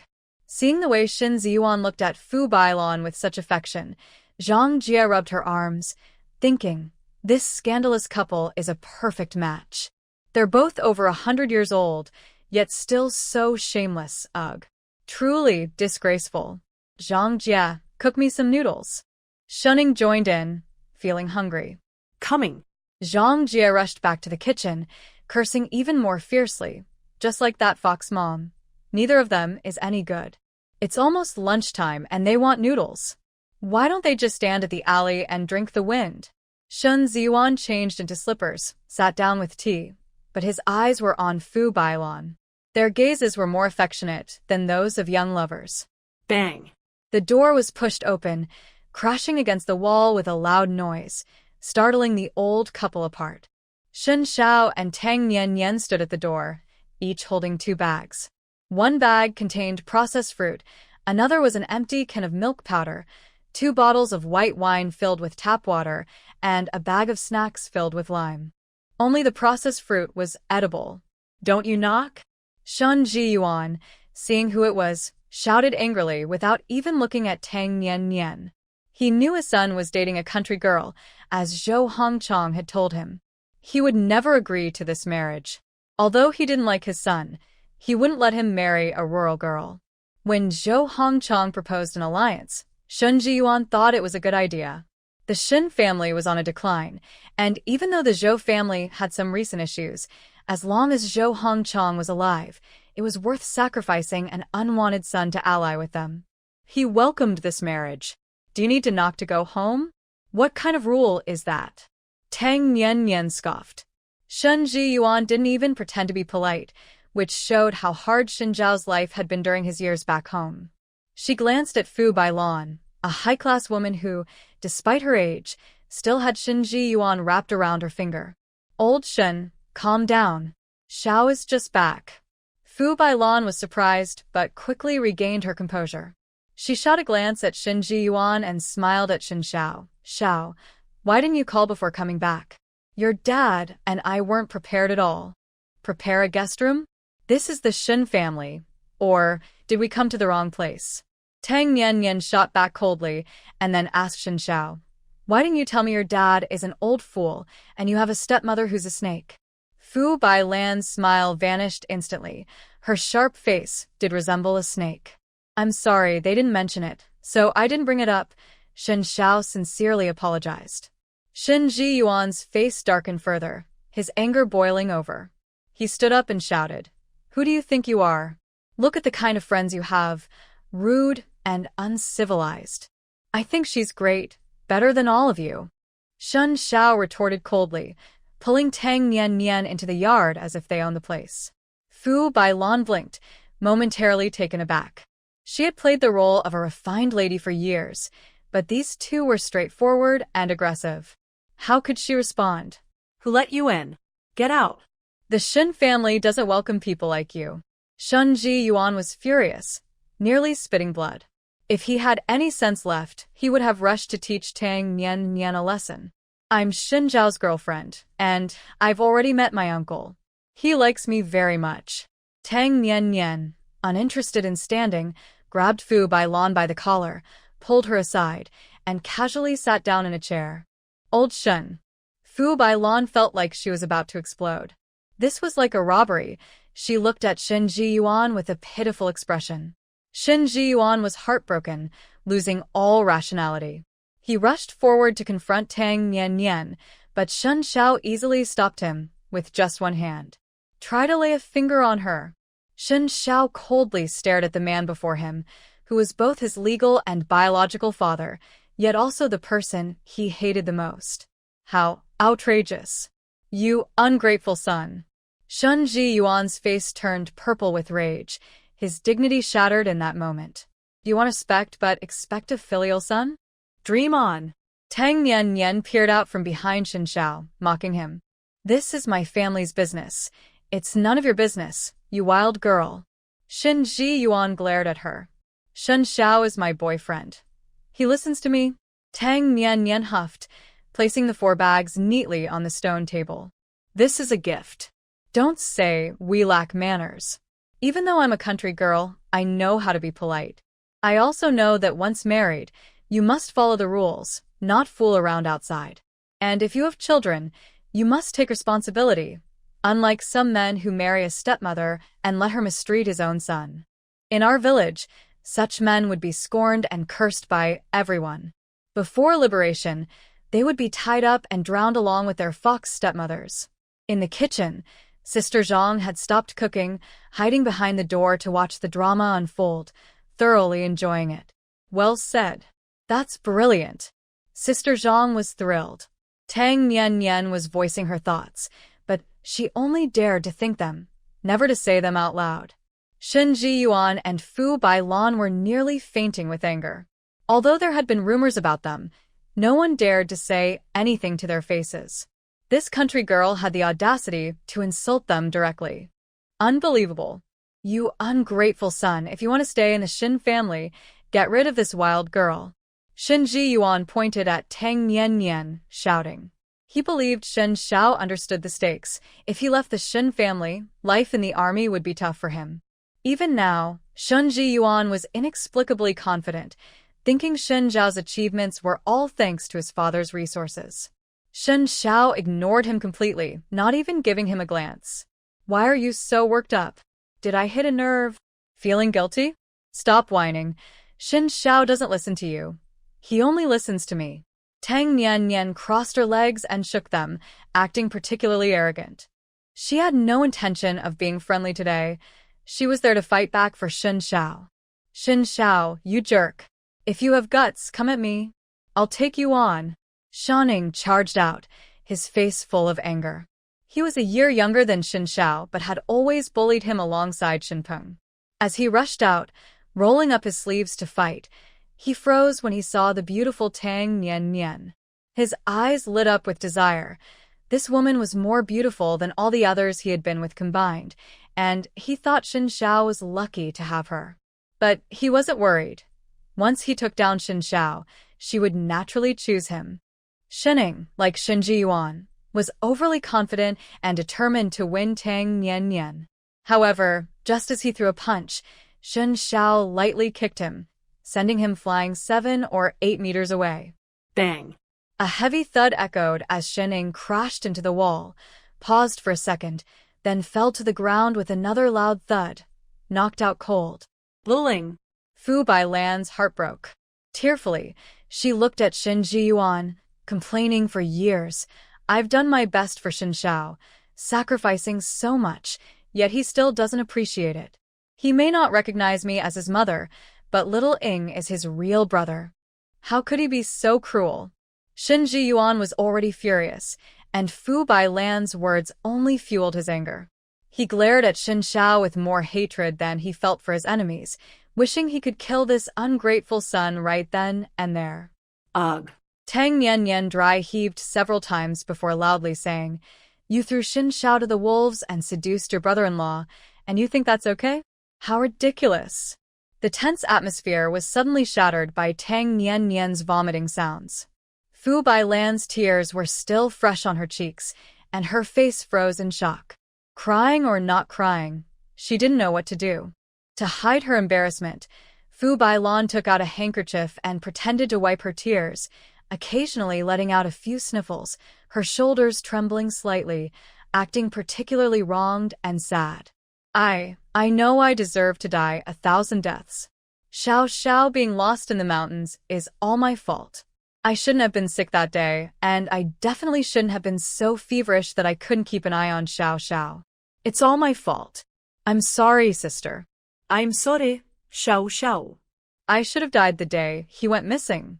Fu Bailan's dramatic performance broke Shin Ji-yuan's heart, making him wish he could kill Xin Shao right then and there to vent Fu Bailan's anger.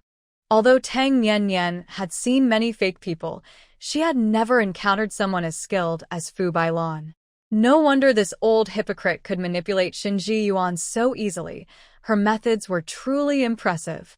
Beast, kneel and apologize to your mother. Shin Ji-yuan glared at Xin Shao and Tang Nian, his eyes filled with rage, as if he could devour them whole. My mother died long ago. Xin Shao retorted mockingly at Shin Ji-yuan. His uncle had told him that his mother never wanted to marry Shin Ji-yuan.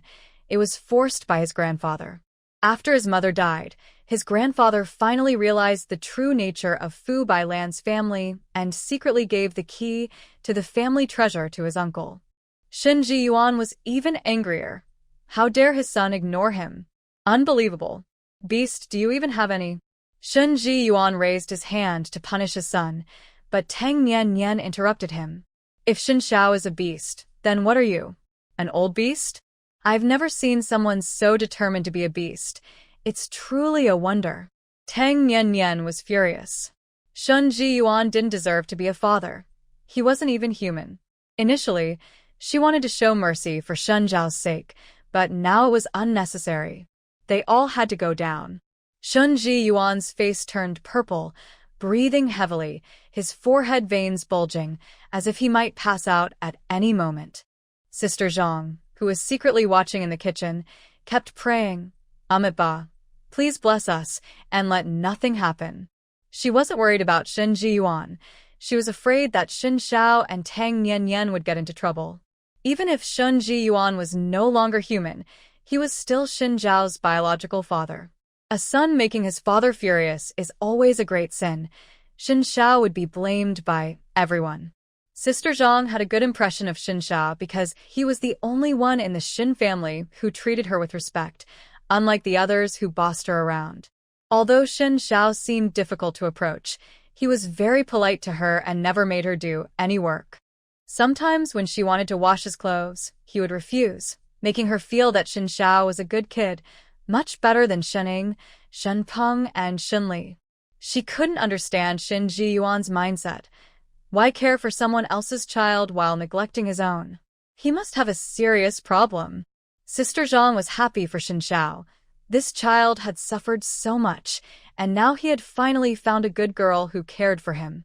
Not only was she pretty, but she was also strong, making that old fox so furious he nearly spat blood. What a relief. Tang Nian wasn't finished yet. Pointing at Fu Bailan, she coldly said, "This old snake said that if Xin Xiao doesn't date Zhou Sijie, she will ruin Xin Zhao's mother's memorial tablet. That's why Xin Xiao and I rushed back to the capital to protect my future mother-in-law's tablet. There's no other choice. Who told my future mother-in-law to have such a bad fate, struggling under a stepmother since childhood? With a stepmother comes a stepfather, and she ended up marrying a man worse than Qin Shimei, dying in childbirth without ever having a good day. But my future mother-in-law still doesn't know that her son, whom she fought to bring into this world, was abused by that old snake and almost left to be eaten by wolves in the mountains. I was sick with a fever. Xiao Xiao was mischievous and ran around everywhere. That's why I couldn't keep an eye on him." Fu Bailan anxiously defended herself, looking wronged at Shen Jiyuan. But this time, Shen Jiyuan didn't look at her. His gaze was filled with sadness as he reminisced about the deceased Fu Qinglan. Although he didn't love Fu Qinglan, she was the woman who bore his children and died for it. Moreover, Fu Qinglan was gentle, gracious, and very charming.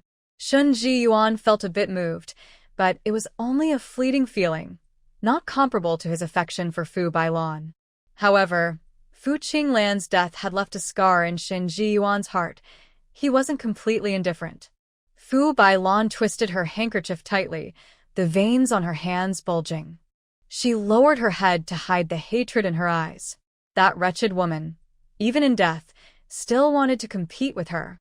I have always honored my sister's memorial tablet. I had a deep bond with Qinglan. How could I ruin her tablet? Young lady, you should have some basis for your claims. Don't just slander. Fu Bailan looked pitiful, tears in her eyes, her tone incredibly sincere. Such sisterly love that leads to seducing your sister's man? No one can handle that kind of sisterly love. She turned to Shen Jiyuan and said, "Shen Peng said right in front of me and Xin Xiao that he would ruin Xin Zhao's mother's tablet. That little burden dares to be so arrogant only because he has you backing him up, right? Treating someone else's child like treasure while treating your own like grass.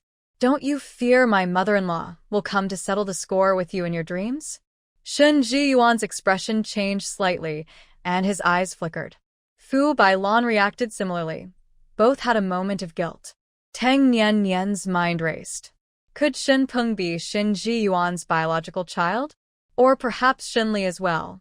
Otherwise, no matter how much Shen Jiyuan loved his wife, he couldn't possibly care so much for someone else's children, right? I thought about it, and there's only one reason that explains it. Shen Peng and Shen Li are both your children. You must have had an affair before marriage. Ugh, how dirty. Tang Nian deliberately spoke loudly and spat. Shen Jiyuan's face changed drastically as he raised his hand to punish Tang Nian, but Shen Xiao was faster, pushing him away. Shen Jiyuan lost his balance and fell hard. There was a sharp cracking sound as he hurt his back. Shen Jiyuan clutched his back, trying to get up multiple times but failing miserably. Fu Bailan bent down to help him, turning her back to Tang Nian and the others. Tang Nian couldn't help but feel a surge of excitement. She lifted her foot and kicked the old snake's backside. Ah! Fu Bailan exclaimed as she fell onto Shen Jiyuan. Shen Jiyuan had just managed to get halfway up and instinctively reached out to catch Fu Bailan. They tumbled together, and there was another crack as Shen Jiyuan's back took another hit. Sister Zhang, hiding behind the door, was so startled she covered her mouth tightly, her eyes shining brighter than the sun. This girl was really fierce. "Go get your mother's tablet," Tang Nian shouted. Xin Xiao went to the backyard and quickly found his mother's tablet, bringing it out. Tang Nian pulled him toward the exit. Shen Jiyuan wanted to stop them, but he couldn't get up, only able to roar, "Beast, put down your mother's tablet." When they reached the front door, Tang Nian stopped, opened the door, and shouted, "Shen Xiao, we're taking Mom's tablet away to avoid this filthy atmosphere. No wonder Mom cries in your dreams every day. It turns out she's been splashed with dirty water daily. Oh my, is there no justice left? No wonder the songs say only the new bride laughs while the old one cries." Your father and stepmother's hearts are so cruel. Let's take Mom away. We won't endure this evil anymore. The commotion at the Shin family was quite loud, and the neighbors had come out to see what was happening. It was lunchtime, and everyone was holding their bowls, eating while listening to gossip. Tang Nian's loud voice drew out those hiding in the courtyard. Pouring dirt on the memorial tablet? Is it true that Shin Ji-yuan's deceased wife cries in her son's dreams every day? Shin Ji-yuan's second wife seems so kind, yet she does such terrible things. Shin Ji-yuan was furious, struggling to stand despite his back pain. He wanted to pull Tang Nian into the courtyard to teach her a lesson. He couldn't let this wild girl ruin his reputation with her nonsense. Shin Xiao, if our mother knew that her sister, who pretends to be kind, is torturing you every day after her death and even threw you into the mountains to feed wolves, she would never forgive that wicked woman. Tang Nian shouted even louder, dismissing the idea that family scandals should be kept secret. She wanted everyone in the city to know about the terrible things Fu Bailan and Shin Jiyuan had done. The neighbors gasped. Shin Xiao was actually abandoned by his stepmother? No wonder he hadn't been home for years. The Shin family claimed he was staying with relatives in the south, but Fu Bailan was truly ruthless. Shut up. Shin Ji-yuan limped over, his eyes filled with rage. He wanted to strangle Tang Nian, but Shin Xiao stopped him. With just one hand, Shin Xiao held him back. Don't interrupt when Nian is speaking. Shin Xiao warned coldly. He didn't like being disturbed when she talked. You ungrateful beast. Your mother and I raised you with great effort, and you collude with outsiders to ruin our names? Is this how you repay us for raising you? Shin Ji-yuan's roar echoed through the alley. The neighbors were conflicted. It seemed there was more to the story. They decided to wait and listen further. How dare you say that? Is it true that Shin Xiao was thrown into the mountains? That he almost got eaten by wolves? If my grandfather hadn't saved him, he would have been bones by now. You still protect that old witch Fu Bailan? You are unworthy as a husband and a father. You don't deserve to be Shin Zhao's father or my father-in-law. Tang Nian stood with her hands on her hips, scolding the old scoundrel. Shin Peng even came to Hu City to show off, claiming he is the real son of you and that old witch Fu Bailan. You two have been together for a long time, and Shinli is also your biological child. Shin Peng said my poor mother-in-law had complications during childbirth because Fu Bailan caused it. She was pregnant with Shuning and had to marry quickly to hide it. You two have no shame. Shin Xiao, this scoundrel isn't worthy of being your father. Cut ties with him. Tang Nian's clear voice carried far, and although her words were mostly speculation, she was confident that Fu Qinglan's death had something suspicious about it. Uncle Fu said that Fu Qinglan's checkups were normal, with no issues, yet she had complications during childbirth. Someone must have been behind it. Shun Ing was only a year younger than Shin Xiao, to be precise, 7 months. Fu Bailan claimed it was a premature birth, but Shin Ing weighed 8 pounds at birth. What kind of premature baby weighs that much? Tang Nian suspected that Fu Bailan and Shin Jiyuan had been involved long before, and when she got pregnant, she wanted to remove Fu Qinglan to make room for herself. Even if she was wrong, it didn't matter. It was right to expose such scoundrels. The neighbors gasped repeatedly, their expressions shocked as they looked at Shin Jiyuan in disbelief. Shin Jiyuan usually acted so respectable, but it turned out he was this kind of person behind closed doors. No one doubted the truth of her words because everyone had seen how well Shin Jiyuan treated Shin Peng and his sister while being cold to Shin Xiao. The neighbors had suspected this for a long time, and now they had confirmation. You're talking nonsense. Sister Zhang, call the police and have this woman arrested. Shin Jiyuan was both angry and scared, shouting into the house. Coming. Who should I call?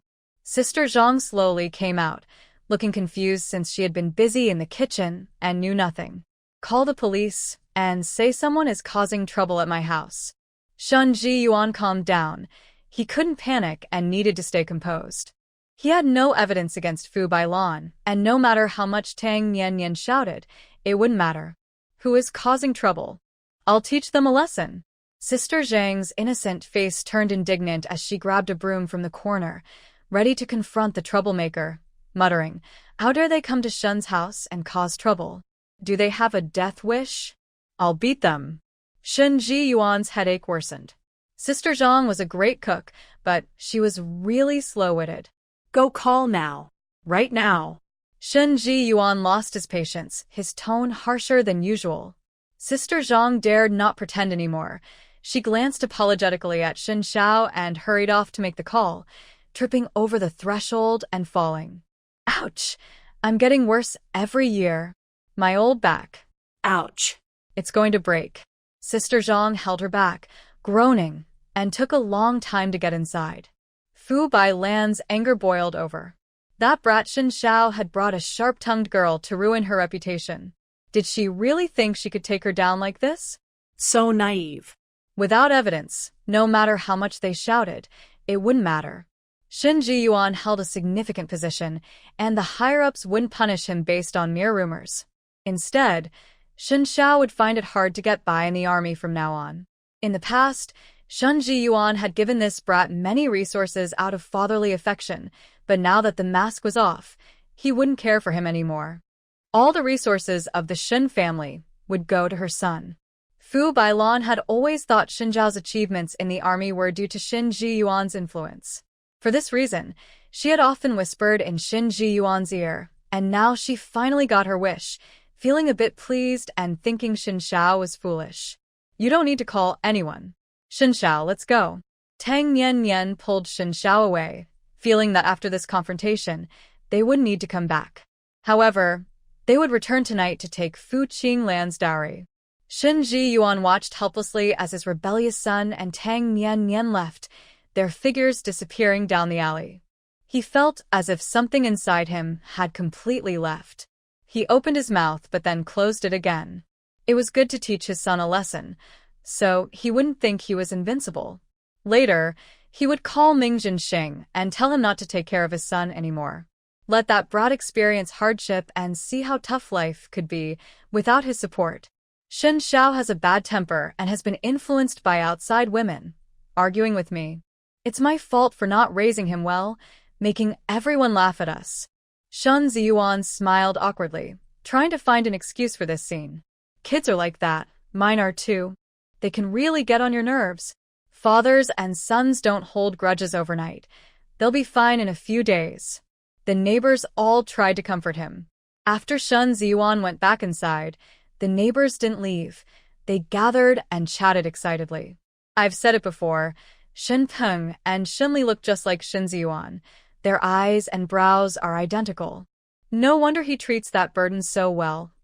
Turns out they are his real children. Poor Shen Xiao, his biological mother caused his death, and he almost died too. He's lucky to be alive. Sho, this matter isn't confirmed yet. Don't say such things. I think it's true. That pretty girl didn't deny it when she spoke. Do you remember? Fu Bailan gave birth to Shen Ying just 7 months after marrying here. They said it was premature, but Shen Ying weighed 8 pounds. Wow, it's rare to see a full-term baby that big. Fu Bailan and Shen Ziyuan must have been involved long before. How shameless. No wonder Fu Bailan wanted to get rid of her sister. If she didn't marry soon, her belly would show. You wouldn't expect it, but this woman has a wicked heart. The more the neighbors gossiped, the more they believed what Tang Nian Nian said and grew wary of Fu Bailan. Such a woman has a sweet tongue but a venomous heart. She is a beautiful but dangerous snake that they cannot provoke. The Shen family's door was tightly shut. Shen Ziyuan sat in his study with a dark expression, facing Fu Bailan, while Shen Ying was helped by Sister Zhang to lie down in a room. What happened with Qinglan's difficult labor? Shen Ziyuan asked coldly. Old Shen, do you really believe that wild girl's nonsense? I had a good relationship with Qinglan. How could I harm her? How could you think that of me? What's the point of living if you do? Fu Bailan covered her face and cried sadly. Shen Ziyuan immediately regretted his doubts. He shouldn't have questioned Bailan. She was so kind that she couldn't even bear to step on an ant. How could she harm Qinglan? It was all Tang Nian Nian's fault for spreading rumors and influencing him. I was just asking, stop crying. It's all my fault. Your tears are breaking my heart. Shun Ziyuan said softly, trying to comfort her, pulling Fu Bailon into his arms gently.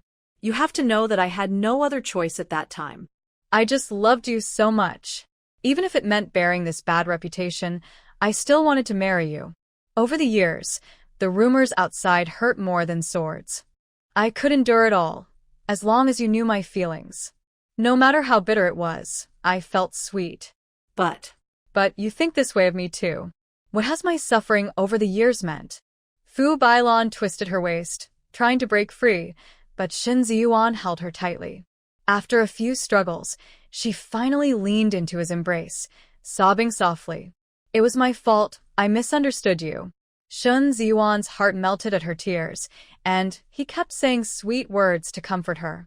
These two were over 100 years old combined, but their affection was more intense than that of young lovers. Xiao Xiao is a good child. It must be that wild girl stirring things up. In a few days, when Xiao Xiao calms down, you should talk to him. After all, you are father and son. You can work things out. Fu Bailon played the peacemaker, trying hard to persuade Shin Ziyuan to reconcile with Shin Xiao. She knew that the more she said this, the angrier Shin Ziyuan would become, thinking she was so understanding while Shin Xiao was being rebellious. He would definitely scold that brat, leading to another big fight between father and son. Over the years, she had been stirring trouble like this, and Shin Ziyuan's relationship with Shin Xiao had become increasingly strained. if only he had half your understanding, Bailon. You've worked hard these years. Indeed, at that moment, Shun Ziyuan felt that Fu Bailon was wise and understanding, while his son Shin Xiao was unreasonable and worse than an animal. Fu Bailon felt secretly pleased but said, I don't find it hard. As long as you care for me, I can endure anything. Bailon. Yuan Ge. This pair of old lovebirds gazed at each other affectionately, holding each other tighter. If it weren't for Shin Ziyuan's weak waist, they would have surely had a round in the study. Tang Nian and Shin Xiao didn't go to stay at the guest house. The Fu family had a house in the capital, a courtyard that was usually cleaned, though the bedding hadn't been aired out. But it didn't matter. They would sleep in the space at night. I suspect your mother's death is related to Fu Bailon. This connection must be severed. Tang Nian had only been guessing, but Shin Ziyuan and Fu Bailon's behavior made her suspicious. Shen Zhao's expression was cold. In truth, he didn't have deep feelings for his mother, as he had never met her. His understanding of her came from his uncle's stories. His uncle said his mother was gentle and kind, the best sister, and surely the best mother. Your mother made many little clothes and knitted sweaters. She loved you more than anyone. If she were alive, she would be the best mother in the world. Fu Qinghan said. Shen Zhao's feelings for his mother were built up little by little through Fu Qinghan's stories. He had thought many times that if his mother were alive, he wouldn't have been abandoned in the mountains or bullied by Shin Peng and the others. So, he hated Shin Ziyuan. This man ruined his mother and childhood. Fu Bailon was indeed despicable, but Shin Ziyuan was even worse. This man gave Fu Bailon the opportunity. He was the direct source of evil. And then there was his grandfather. Tang Nian gently patted his shoulder, comforting him. Let this family suffer. It's the best comfort for your mother. Shin Xiao nodded. He would not show mercy. As night fell and the city slept, two shadows appeared in the Shin family's yard, Tang Nian and Shin Xiao. The Shun house was dark, with only Sister Zhang's snoring heard. The two entered Shun Ziyuan's bedroom and used sleeping drugs on the couple, ensuring they wouldn't wake for at least an hour. They also drugged Shining. This bed is my mother's dowry, Shin Xiao said, pointing to the bed where Shin Ziyuan slept. His uncle had told him that all the valuable furniture in the Shun house was part of his mother's dowry. Without hesitation, Tang Nian took the rosewood bed, leaving Shin Ziyuan and Fu Bailon on the floor without even a blanket. Dressing table, desk, stool, chest. Shin Xiao pointed at each item, and Tang Nian collected them one by one. Soon, Shin Ziyuan's bedroom was empty. The once crowded room now felt vast and hollow. They went to the basement, where there were several boxes, all part of Fu Qinglan's dowry, filled with silk, jewelry, and ornaments. When Fu Qinglong married, the situation wasn't so dire, and Fu's father felt guilty toward his daughter, providing many good things. Tang Nian opened each box, checking and collecting everything. But the last box was different. Inside were not gold, silver, or jewels, but food stamps and cash, filling half a box, along with a ledger. Tang Nian opened the ledger, which was filled with names and various accounts recorded by Fu Bailon. Year and month. Introduced Zhang's son to a steel factory, received 1,000 yuan. Recommended Wang's daughter to the army, received 1,005. Recommended Li's son to the army, received 2,000. The ledger was full of accounts of Fu Bailon helping people, mostly with army introductions, and the fees were considerable, starting at 1,000. No wonder she had saved up half a box of money. Tang Nian counted and found over 100,000. Over the years, Fu Bailon must have spent a lot, having introduced at least 100 people. What boldness! Tang Nian sneered. With this ledger, Shin Jiyuan was in big trouble. What if I send Shin Jiyuan to the farm for re-education? Tang Nian asked. Excellent. Shen Xiao remained expressionless. He would also send a big gift to his father at the farm to ensure his father had a comfortable time there. Tang Nian smiled. She liked Shen Zhao's ruthless nature. It suited her perfectly.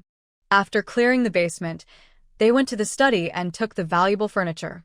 Tang Nian decided to go all out and cleared everything from Shenying's room, dumping the entire family of 3 at the front gate, adding some sleeping pills to ensure they wouldn't wake up until dawn.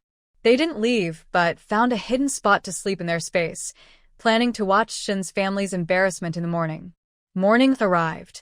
The alley was bustling with people going to school, work, having breakfast, and emptying chamber pots. It was crowded. Hey. Who's sleeping outside? Those legs are quite white. An old man emptying a chamber pot was the first to spot Shin's family, but he only stared at Fu Bailan's fair thighs without blinking. It was September, and the temperature in the capital was still high. Fu Bailan, afraid of the heat, slept in shorts and a tank top, her arms and legs exposed. She took good care of herself, with smooth skin that was quite eye-catching.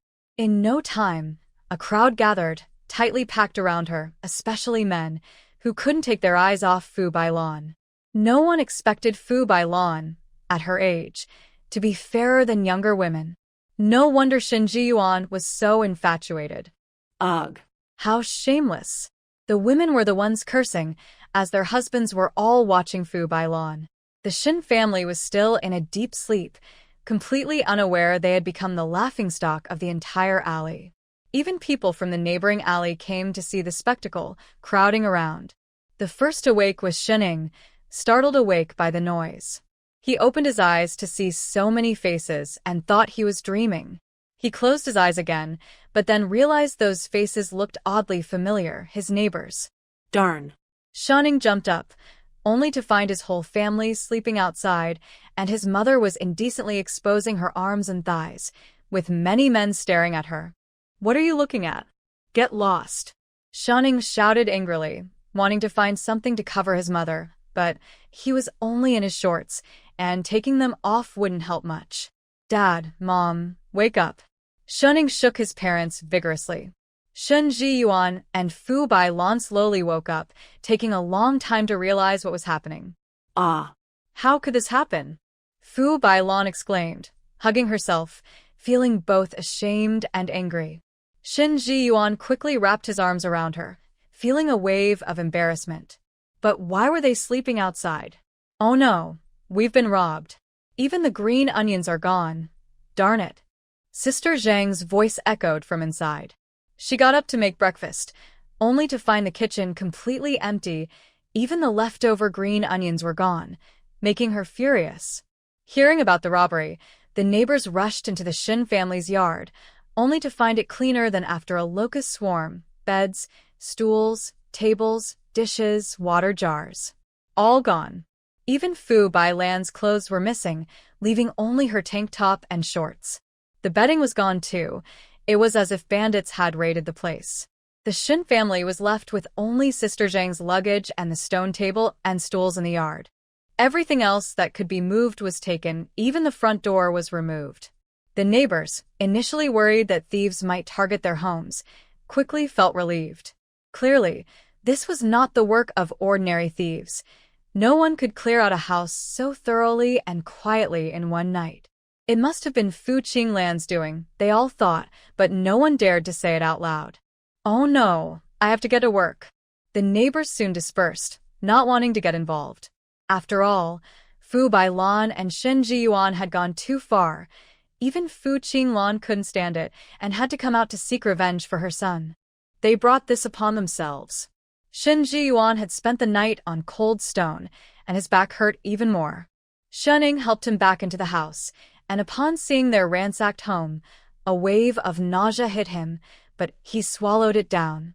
Who did this? Shen Jiyuan wanted to call the police, but when he picked up the phone, he found the line was cut, looking as if a rat had chewed through it. In reality, it was Baijiu, who bit it clean off. Shen Jiyuan felt dizzy, a wave of panic rising in him. The hidden enemy was the most terrifying. He had been completely unaware while his home was emptied, and he was moved outside. If the enemy decided to strike, he would surely be finished. He had to find out who this enemy was, otherwise, he would never have peace again. Old Shen, who do you think did this? Fu Bailan searched the house but found not even a scrap of cloth. Helpless, she had to wrap herself in a curtain. She hadn't checked the basement yet and didn't know her treasures were gone. I'll go to the police, you find me some clothes. Shen Jiyuan had no idea who was responsible. He needed the police to investigate. They're all gone. Our clothes are gone. This person is too despicable. Could it be Xiao Xiao? Fu Bailan suspected it was Xin Xiao, as no one else had the time to do this. Impossible. He couldn't have done it alone, nor would he have the need to. Shen Jiyuan shook his head firmly, believing it was a group of people. One person couldn't create such a commotion. Besides, that ungrateful son didn't have the guts. Fu Bailan gritted her teeth and stopped mentioning Xin Xiao, fearing Shen Jiyuan would suspect her. She wasn't too anxious. She had hidden a lot of money in the basement that even Shen Jiyuan didn't know about. She could just go to the department store to buy clothes later. In the end, Shen Jiyuan borrowed some clothes from a neighbor and left the house. Fu Bailan went to the basement to get money, but upon seeing the empty space, she collapsed. After a long time, she finally woke up, her eyes filled with hatred. Xin Xiao, you've gone too far. I won't let you off. She was convinced it was Shen Zhao's doing. Since Shen Jiyuan wouldn't help, she would find someone else. Fu Bailan had no choice but to wear Sister Zhang's clothes when she went out. It was an old, patched shirt that made her look like a rural aunt, aging her by over a decade. She didn't even eat breakfast and hurried out the door, with Tang Nian and the others following her, curious about who this old witch was going to meet. Fu Bailan took 2 buses and got off at an alley, walking into it and stopping at a courtyard.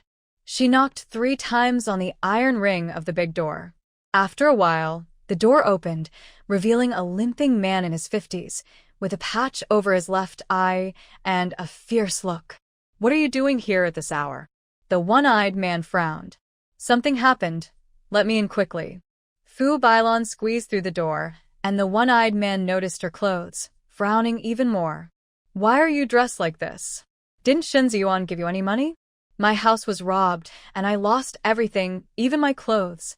Xiangge, it must have been that jerk Xin Xiao. Shen Ziyuan is still defending him. You have to help me. Fu Bailan clung to the man's arm, leaning against him. The one-eyed man, Lu Xiang, was a small leader of the gang and an old flame of Fu Bailan. I told you Shen Ziyuan was no good. You insisted on marrying him, and now you see what kind of person he is. Lu Xiang picked up Fu Bailan and limped into the house. Who do you think I did this for? Our 3 children need a good home. Back then you had nothing and I wasn't afraid of hardship, but what about the kids? Fu Bailan started to cry again, a tactic that always worked on men. Lu Xiang soon softened, just like Shen Ziyuan, and began to comfort her. Once inside, they quickly got involved in inappropriate activities. To her surprise, all three of Shenpeng's siblings were actually Lu Xiang's children. Shen Ziyuan was completely unaware. That jerk suspects that woman's death. Xiang Ge, you didn't let anyone know back then, right? After their intimate moment, Fu Bailan lay in Lu Xiang's arms and brought up Fu Qinglan. Shun Zhao's body tensed and he grew colder. Don't worry, the doctor, who helped has died. No one knows about it. That jerk can suspect all he wants. He has no evidence. Lu Xiang sneered, having arranged everything perfectly. Fu Bailan felt relieved, and they embraced again, soon starting up once more. Despite their age, they had plenty of energy, especially Fu Bailan, who was more skilled than the top courtesans. Tang Nian stepped out of her hiding spot, holding a high-end camera, and took dozens of clear photos of Fu Bailan and Lu Xiang from a distance, planning to develop them and show them to Shen Ziyuan later. After a long time together, Fu Bailan and Lu Xiang finally separated. Lu Xiang gave her a lot of money, and Fu Bailan left his house to go shopping at a department store. She bought several outfits and shoes, even getting Shen Ziyuan a shirt before heading home. The police had been investigating the Shen household for a long time, but found no clues. Experienced officers began to suspect it was the work of fate, as there were no signs of human involvement. Who else could it be? Shen Ziyuan had no choice but to advance his next month's salary to buy some cheap furniture and essentials, spending it all. At dinner that night, Shenning was out with friends. Seeing Fu Bailan's new clothes, Shen Ziyuan asked, "How much money do you have left? You should contribute to the household." "I spent all my money on clothes, and I even bought you a shirt." Fu Bailan felt unhappy. She was used to spending her husband's money and couldn't believe he expected her to contribute. "Why did you buy so many clothes? We're going through a tough time. You should save money." Shen Ziyuan blurted out, clearly displeased. He thought Fu Bailan was terrible with money. Knowing they were struggling, she still splurged. Her outfit looked expensive. Fu Bailan gritted her teeth, forcing a smile. "I won't buy more in the future. I only got 3 outfits. I dress well to give you face. If I look too shabby, it reflects poorly on you." Shen Ziyuan's expression softened a bit, regretting his earlier harsh words. Fu Bailan glanced at him and continued, "The dowry in the basement is gone." I suspect. Just say it. Stop stammering." Shen Ziyuan frowned, a bit impatient. The basement was so hidden that ordinary thieves wouldn't find it, let alone take everything. Who would care so much about my sister's dowry and have such skills? Fu Bailan almost said Xin Zhao's name. Over the years, she had never directly spoken ill of Xin Zhao, always hinting instead. She understood Shen Ziyuan's temperament. He considered himself upright, but was actually quite hypocritical. Shen Ziyuan disliked Xin Zhao, but if she spoke badly about him, he would scold her and become suspicious. So Fu Bailan only hinted, hoping Shen Ziyuan would deal with that jerk Xin Zhao himself. "Are you implying Xin Zhao did this?" Shen Ziyuan's face darkened. He too had some doubts about his rebellious son. Fu Bailan lowered her head, cautiously saying, I just think, who would care so much about my sister's dowry? And to be so skilled, sneaking around and making us look foolish while stealing our rice and oil, it doesn't seem like something a common thief would do." It must be that beast. Such a rebellious thing, stealing from his own family, definitely influenced by that wild girl. Shen Ziyuan gritted his teeth, convinced Xin Zhao was the thief, blaming it on Tang Nian. After all, Xin Zhao had never done anything so outrageous before. Ever since he got involved with that wild girl, he had become increasingly reckless. "Calm down. Don't let your anger harm your health." Fu Bailan smiled slightly, her eyes gleaming with satisfaction. She gently patted Shen Ziyuan's back and added, "This time, Xin Zhao really went too far. Sigh. That child is so rebellious. He may treat me poorly, but you are his father. How can he? Sigh. He shouldn't disrespect you either. That beast. I've been too good to him." Shen Ziyuan grew angrier. Fu Bailan was his wife and that rebellious child's elder. Xin Zhao's disrespect toward her was a slap in his face. If I had known this troublemaker would turn out like this, I should have. Shen Ziyuan stopped, choking on his words. He thought of the gentle and beautiful Fu Qinglan, still having a bit of conscience, refraining from saying anything harsher. Fu Bailan noticed his thoughts, gritting her teeth. That darned woman had been dead for 20 years, yet she still haunted Shen Ziyuan's mind. She should have had Lu Xiang deal with her more harshly back then. Under Fu Bailan's subtle instigation, Shen Ziyuan became so angry that he couldn't eat. Noticing that his younger son was not at home, he frowned and asked, "Where's Xiaoying? Why isn't he here for dinner?" Fu Bailan's heart skipped a beat, and she quickly replied, "Xiaoying got hurt by Xiao Xiao yesterday and is resting in bed with a sore back." "Is it that serious? I'll go check on him."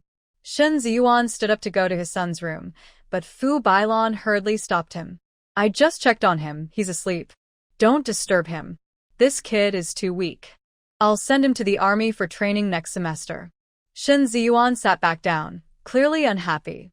It was too pathetic that he couldn't even get out of bed from a simple fall. Don't worry about that. Just focus on getting our things back. If necessary, I can apologize to Xiao Xiao. If it makes him happy, I'll even bow to him. Fu Bailan changed the subject and successfully reignited Shen Ziyuan's anger.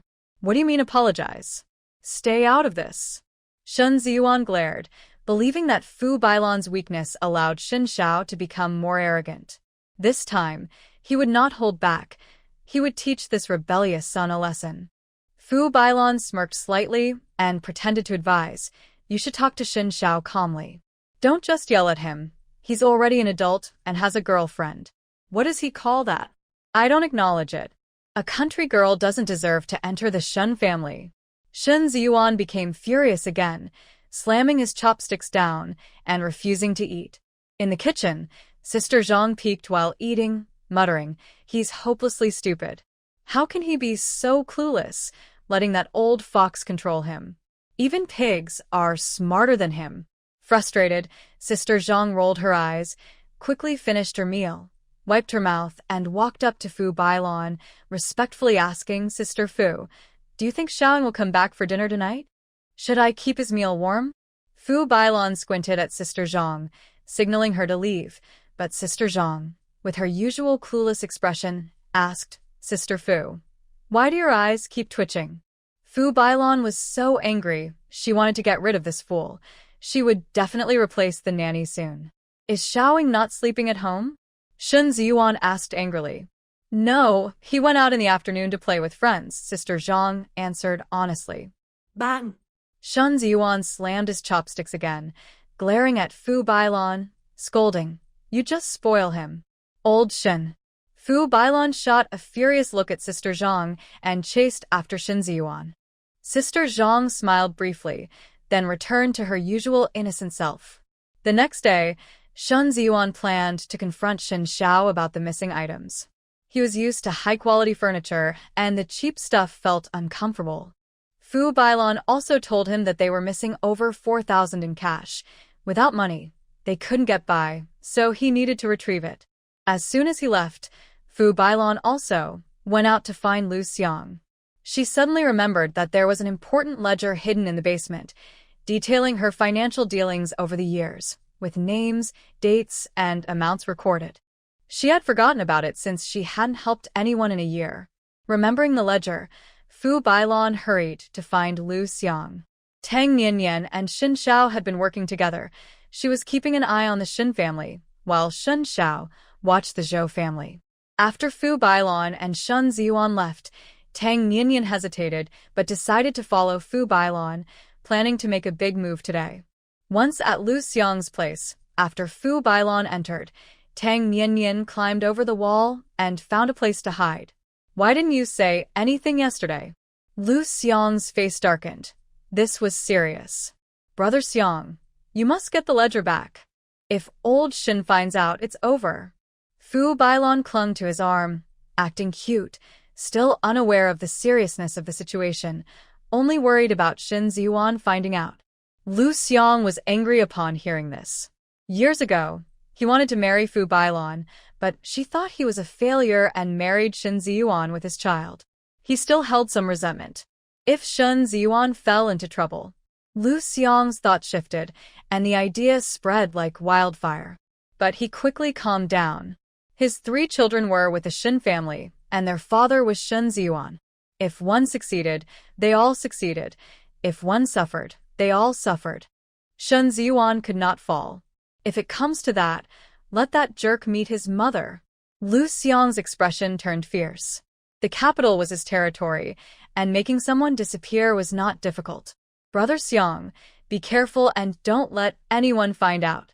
Fu Bailan looked worried but was secretly pleased. That jerk deserved to die. Don't worry about me. I've got this.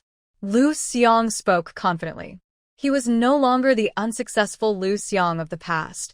He had dozens of subordinates now. Taking care of someone was a small matter.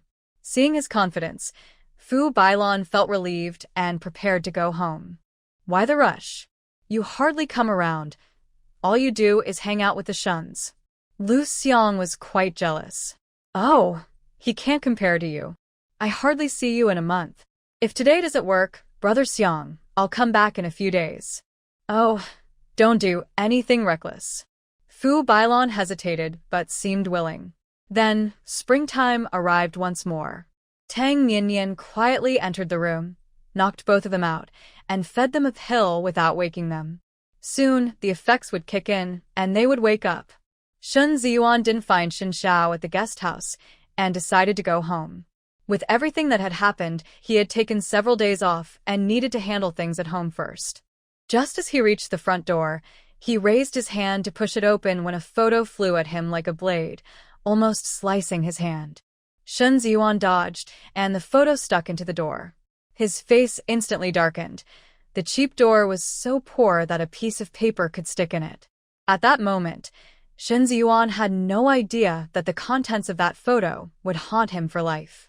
He pulled the photo out, glanced at it casually, and was about to throw it away when he suddenly realized what it was.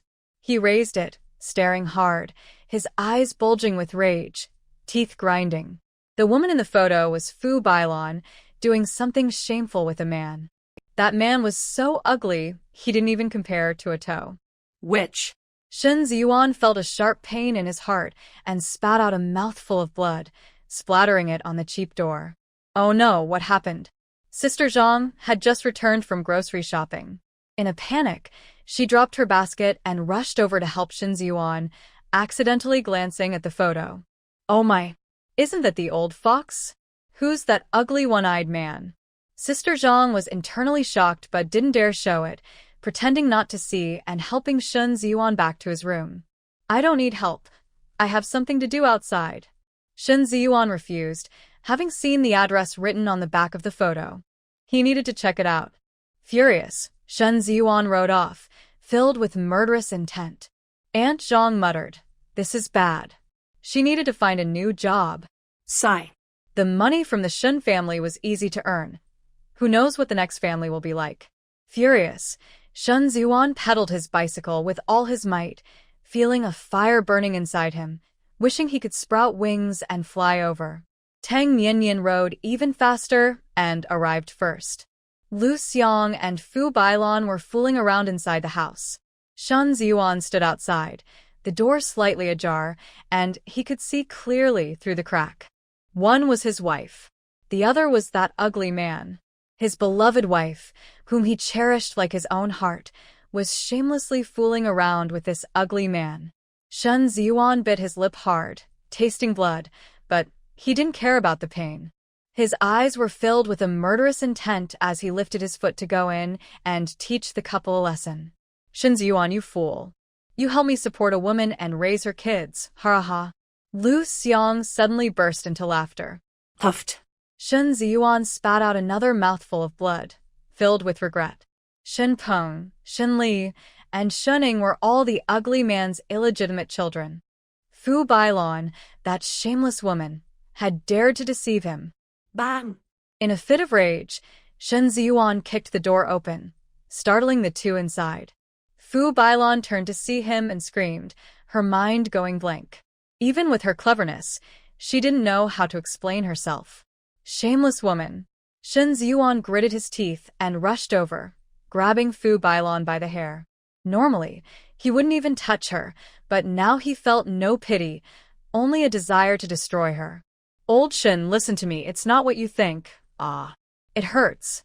Fu Bailon cried out in pain as he pulled her hair, trying to explain, but Shin Ziyuan, blinded by rage, dragged her outside. He had lost all reason, only wanting to punish Fu Bailon. Let go. Lu Xiang jumped off the bed to rescue Fu Bailon.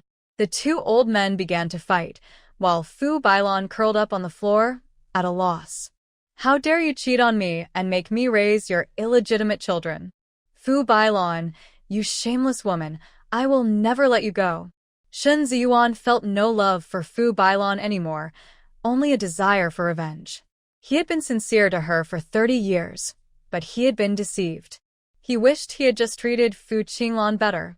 Filled with anger and regret, Shen Ziyuan struck harder, but Lu Xiang was no pushover.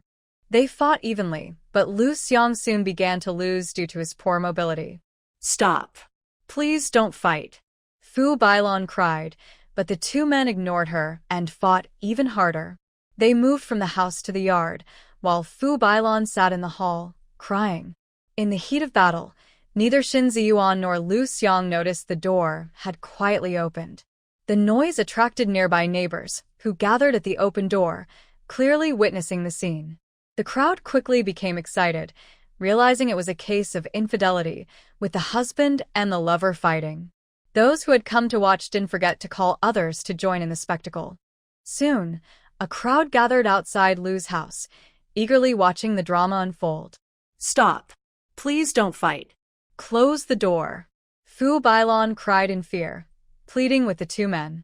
Seeing the crowd, Shin Ziyuan struck even harder, shouting, "You've done something shameless and are afraid of being seen?" He wasn't the one in the wrong, so he had no fear of embarrassment. He also wanted to kick the 3 illegitimate children out of his house. The onlookers quickly understood the situation, looking at Fu Bailon with disdain and feeling sympathy for Shen Ziyuan. For 30 years, he had been deceived, raising someone else's children. This man was truly the biggest fool in the world. Bailon was always my woman. You can't even give her children. What kind of man are you? Lu Xiang boldly declared, revealing that he had saved enough money over the years to support Fu Bailon and the kids. I'll kill you, you shameless scoundrel. Shin Ziyuan's eyes turned red with anger. Years ago, he and Fu Bailon had been in love. The night before she married into the Gu family, they couldn't resist each other, and 9 months later, Fu Bailon gave birth to Shin Prung, claiming he was a son. Shen Ziyuan believed her completely. The timing matched perfectly. They continued their secret meetings, and Fu Bailon had another child, Shen Li, whom she also claimed was his daughter. To keep the family together, he tried to ruin the Gu family and neglected his wife, Fu Qinglan. In the end, he had been deceived for nearly 30 years, and he had ignored his only biological son, allowing Fu Bailon to harm Shin Xiao. He would never forgive this woman. In a fit of rage, Shen Ziyuan swung his fists wildly, but Lu Xiang was also strong, and both ended up injured. Eventually, street officials arrived, pulling them apart and asking about the situation. They're having an affair. Shen Ziyuan showed his identification, determined to take down the couple. Old Shen, it's not like that. Listen to me. Fu Bailon crawled over, hugging Shen Ziyuan's leg and begging for mercy. Get off. Shen Ziyuan kicked her away, not wanting this shameless woman to dirty his legs.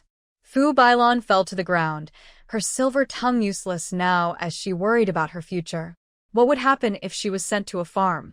The street officials called for a meeting, and when Lu Xiang saw the newcomers, he felt a wave of despair. They were not on good terms with him. How dare they commit adultery in broad daylight, harming morals and being shameless? Their influence is extremely negative. Take them to the farm for reformation. The newcomers didn't even let Lu Xiang speak before dragging him away.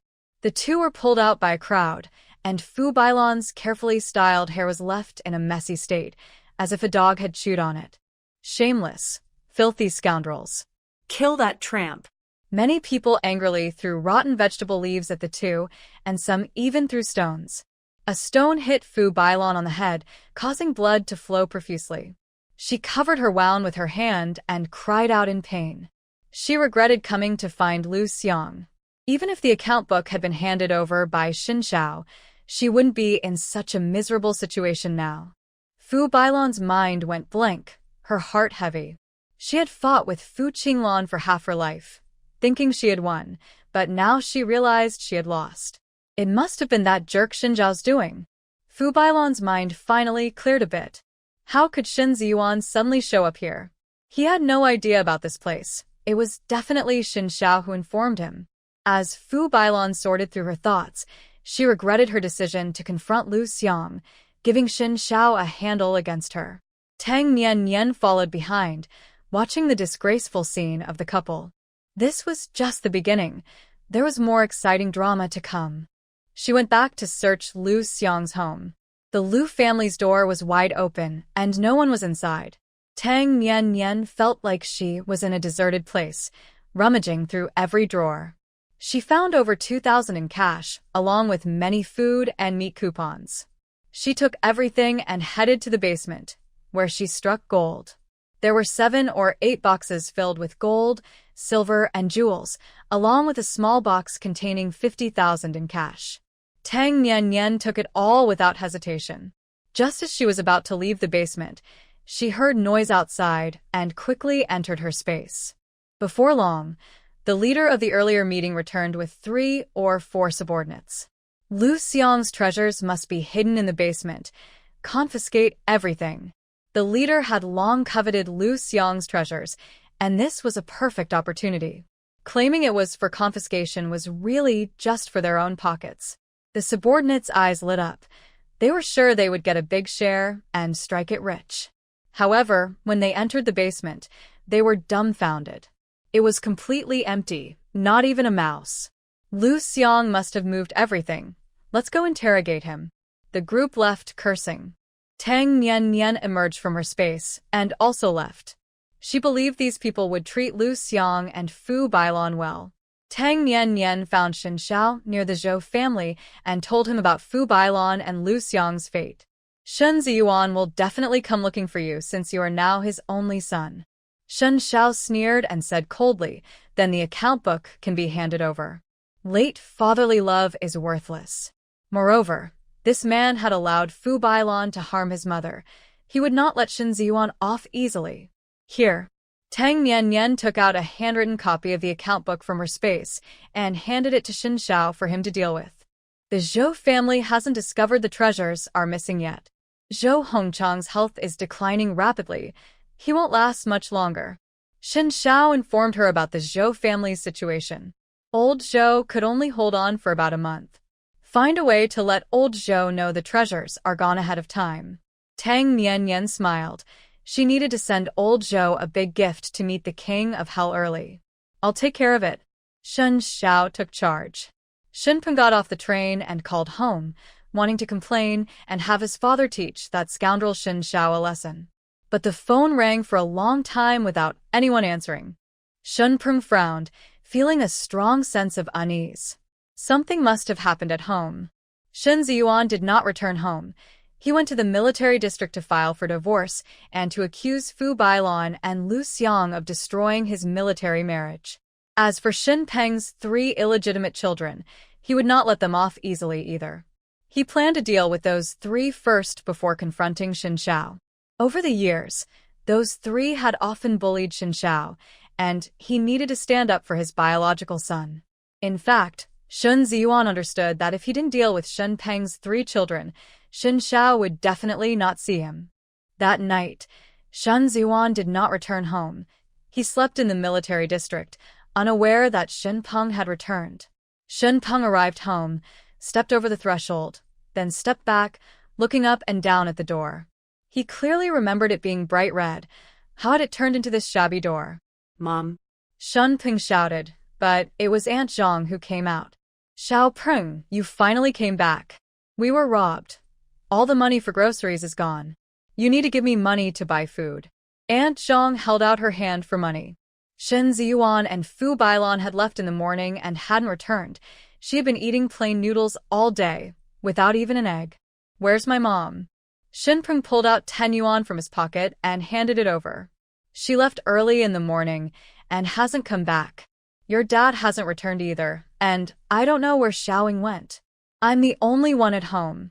Aunt Zhang took the money and went to buy groceries. Shen Peng frowned, feeling increasingly anxious, sensing that something was wrong.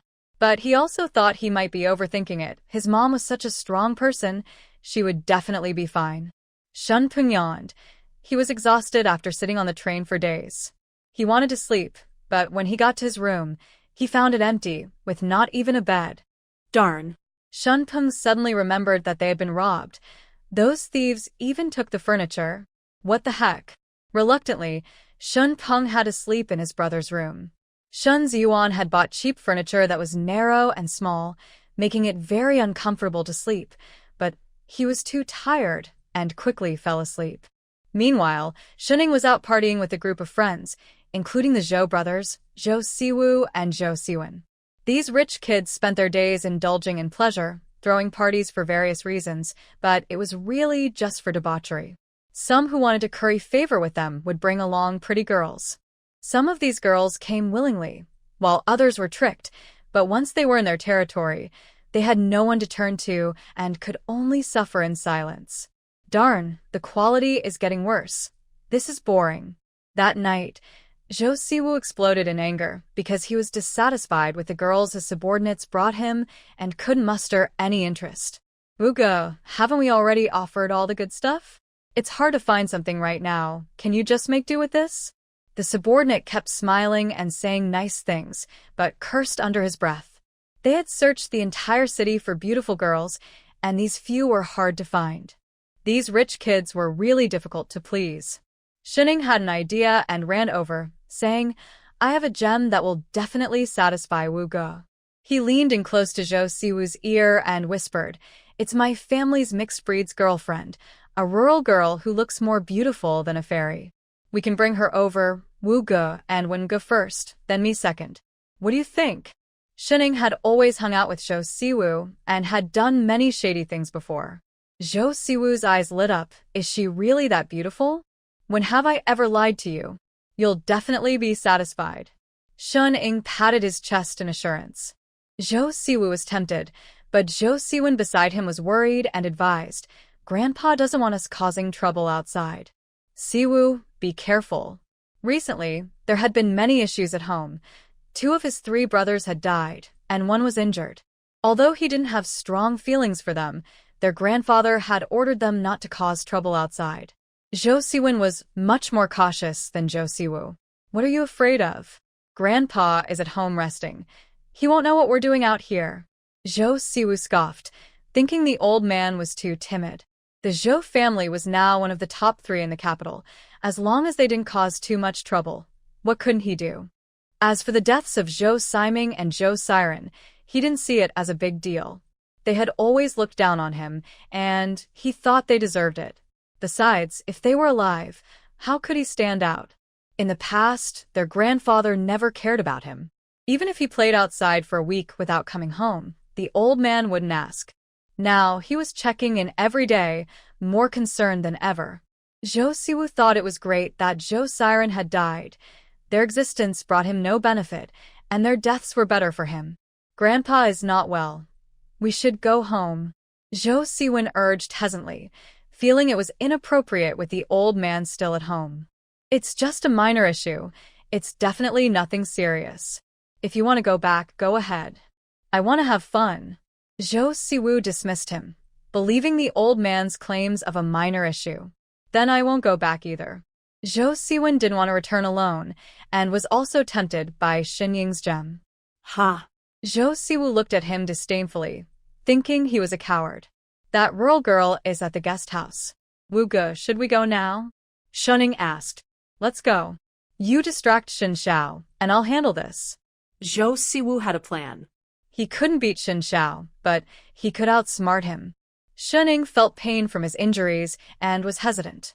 In the end, they decided that he and Zhou Siwen would distract Xin Xiao, while Zhou Siwu would kidnap Tang Nian Nian, letting them enjoy the first course. So, they headed toward the guest house in a grand manner. Tang Nian and Xin Xiao had just finished dinner and returned to the guest house, preparing to enter the space when Xin Xiao saw the group outside. "I'll handle this." Xin Xiao prepared to go down and deal with the annoying guys. "I'll go. You get to work in the space." Tang Nian stopped him. Since they had come to her, she had to entertain them well. Xin Xiao obediently entered the space. Tang Nian stepped out of the room and looked outside. Shen Ying's group was there. She intentionally said loudly, "I'm going out for a bit. If my boyfriend wakes up and looks for me, please let him know." "Sure, comrade," the front desk clerk replied. Outside, Shen Ying and the others were overjoyed. This was like a pillow delivered when they were sleepy. A beautiful girl going out alone was a perfect opportunity. Zhou Siwu saw Tang Nian's beauty and drooled. Shen Ying hadn't lied. She was indeed a gem. It was the first time he had seen such a beautiful woman. Tang Nian had already left the guest house, hands in her pockets, walking slowly and intentionally heading towards a secluded area, which suited Zhou Siwu and the others perfectly. The group followed her into a dark alley. With their lustful thoughts, they didn't even consider why Tang Nian was choosing to walk in such a dark place at night. They only thought she was being considerate, creating an opportunity for them. Tang Nian entered the alley, turned around, and looked at the group. "Zhou Siwu? Zhou Siwen? Shen Ying?" Tang Nian called out each of their names. "Since you know who we are, just come with me and enjoy the good life. It's definitely better than being with Xin Xiao." Zhou Siwu thought he was quite impressive and felt very proud. Zhou Siwen and Shen Ying sensed something was off but didn't think too much about it. After all, they were a group of over 10 big men. How could they not handle one woman? Tang Nian sneered and quickly moved in front of Zhou Siwu, as fast as lightning.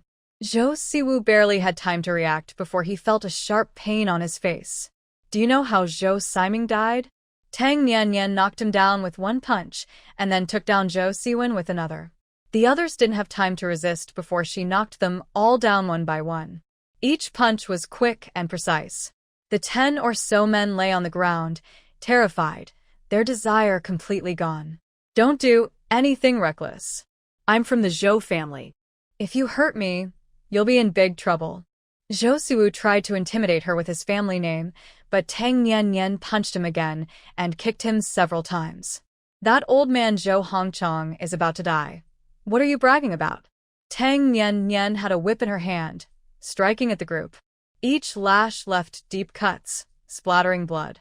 She even dislocated their jaws, and despite the pain, they couldn't make a sound. Once she had vented her anger, she stopped. Zhou Siwu and the others were in terrible shape. Tang Nian actually wanted to kill them, but this was the capital. If the Zhou family's 2 grandsons died in an alley, it would definitely cause chaos, and she and Xin Xiao would be suspected. So, she needed to set up a scene. Tang Nian didn't exert much effort and forced them to reveal the location where they often gathered. After knocking them out, she put them into the space and headed to that location. It was a hidden courtyard, the place where Zhou Siwu and the others gathered for their mischief. Tang Nian released them, placed the bloodied whip nearby, along with some half-burned candles, collars, ropes, and various other tools. Then she fed them some drugs. Tang Nian crossed her arms and looked coldly at the scene. She had given them a lot of medicine. Even a healthy person would be exhausted after taking it. Zhou Siwu and the others had been reckless for years and were already in poor health. They couldn't handle such a dosage. By midnight, the first to die was Shen Ying. Then came Zhou Siwu. Next was Zhou Siwen. One by one, the others also succumbed. Their deaths were tragic. There wasn't a single good spot on their bodies, and the ground was soaked with blood. Tang Nian clapped her hands to remove any traces she left behind, and then left the place. After returning to the guest house, she greeted the front desk staff, carrying several boxes of unique snacks from the capital. "I bought some snacks to take home as gifts." Tang Nian smiled as she explained, lifting the boxes to show the famous Jingba Jian, perfect for gifting. She also bought snacks like donkey rolling, filling cake, and sakama, filling both her hands. The staff was very enthusiastic and recommended a few well-known pastry shops, saying, We locals go to these places. They are economical and taste great. I'll check them out tomorrow. Thank you. Tang Mianyan promised to explore, and the staff felt appreciated, becoming even more cheerful. She took out paper and a pen to draw a detailed map, marking all the major attractions in the capital without any hesitation. Thank you so much. You are the best service staff. Tang Mianyan praised her, a compliment that was highly valued. No matter the profession, saying someone is the best in serving the people would surely bring tears of joy and inspire them to go above and beyond. I will keep working hard to serve the people well. The staff's eyes glistened with emotion, standing tall and proud.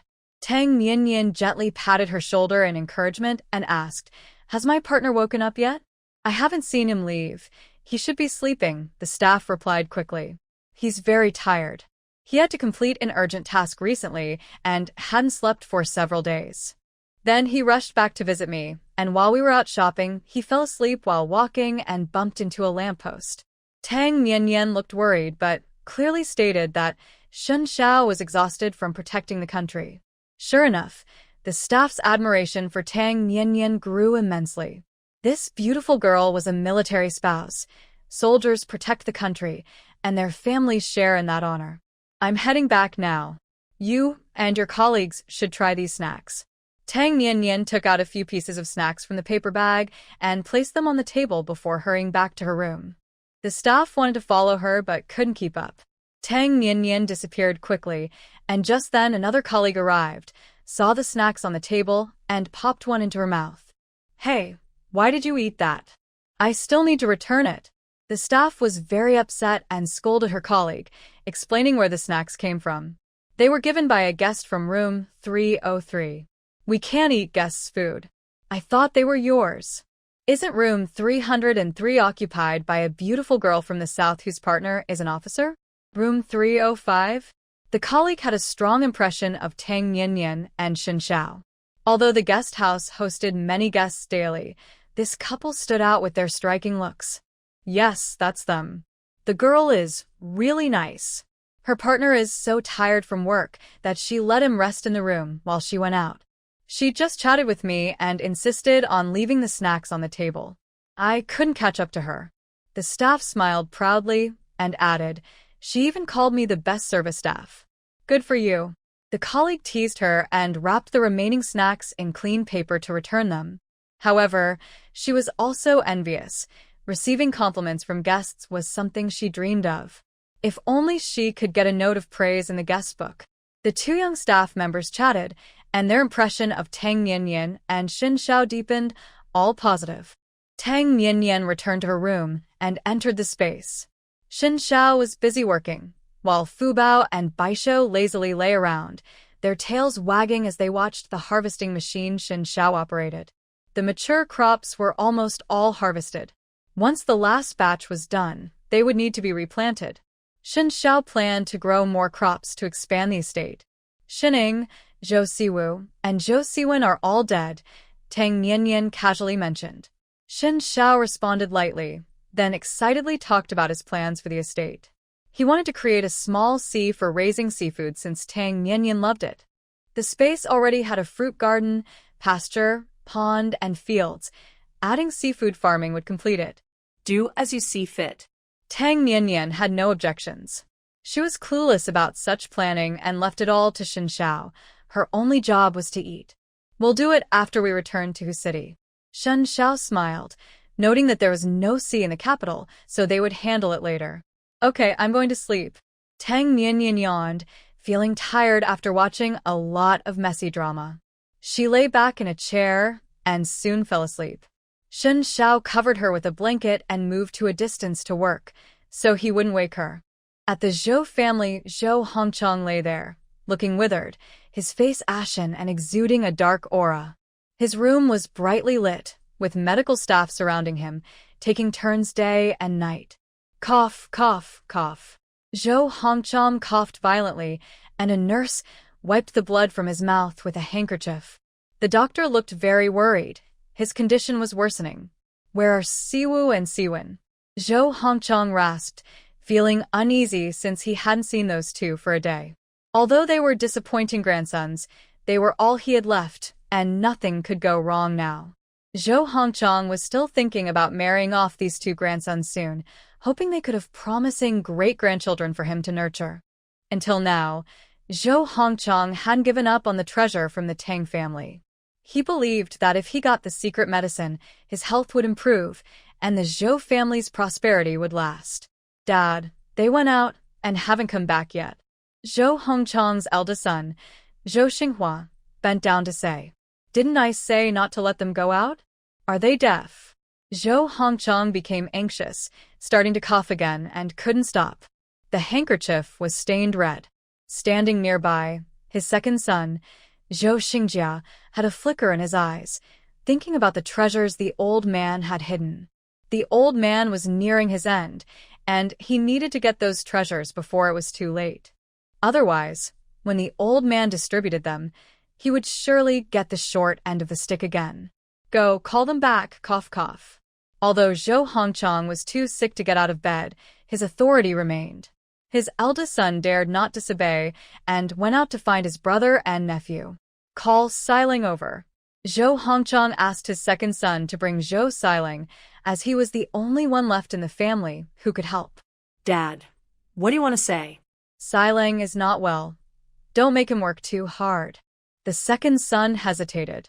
Given the current situation, it was time for him to take charge. Zhou Xiling was useless now. What could he do? "Is it useful to talk to you? What can you do?" "I'm not dead yet."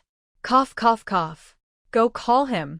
Zhou Hongchang was furious and coughed again, his face growing even paler. "I'll go get him. Please don't get too upset." The second son felt unhappy, thinking the old man was too biased. He believed he was more capable than his elder brother, yet their father always favored the eldest and never acknowledged him. Since the old man is so partial, he shouldn't blame his son for being unfilial. All the treasures in the west of the city belonged to him, not leaving a single one for the eldest. Minutes later, the second son brought Zhou Xiling in. Since his accident, Zhou Xiling had become gloomy, exuding a heavy, dark aura that sent chills down one's spine. "Second son, get out." All of you out. Zhou Hongchang ordered everyone to leave. He had important matters to discuss that others shouldn't hear. "Xiling, listen to me. If I can't hold on, you must get the Tang family's treasures. Those secret medicines can restore your health and ensure the Zhou family thrives." Zhou Hongchang urged. "Grandpa, you won't have any problems." Zhou Xiling spoke sincerely, fully aware that if the old man passed away, the family would no longer receive support, and the resources they once had would be gone for good. Zhou Hongchang forced a smile, feeling uneasy. Perhaps this time he truly couldn't hold on. He never expected his health to decline so rapidly. Just earlier this year, he felt fine. Doctors couldn't determine his illness and suggested it might be natural aging. Zhou Hongchang was skeptical. He was only in his early 70s. How could he be aging so quickly? But the reality was clear. He was indeed failing. "Also, I hid a stash in the courtyard of Crescent Alley in the west. If I'm gone, they will definitely reclaim some resources. Use these items to negotiate." "I understand." Zhou Xiling nodded, remembering the location. After saying so much, Zhou Hongchang tiredly closed his eyes. He could feel his vitality slipping away faster and his body growing weaker. Zhou Xiling called for a nurse and was wheeled back to his room. Zhou Xinghua returned, having sent people to search the places Zhou Siwu often visited, but found no one. He began to feel anxious. Zhou Xing's family left with his wife to the west, planning to relocate the treasures. The old man only cares about the eldest. "He just kicked me out, leaving him and Xiling to whisper about those treasures." On the way, Zhou Xing complained, and his wife added fuel to the fire. "I told you so. You said I was stirring trouble, but now you see I was right. Enough.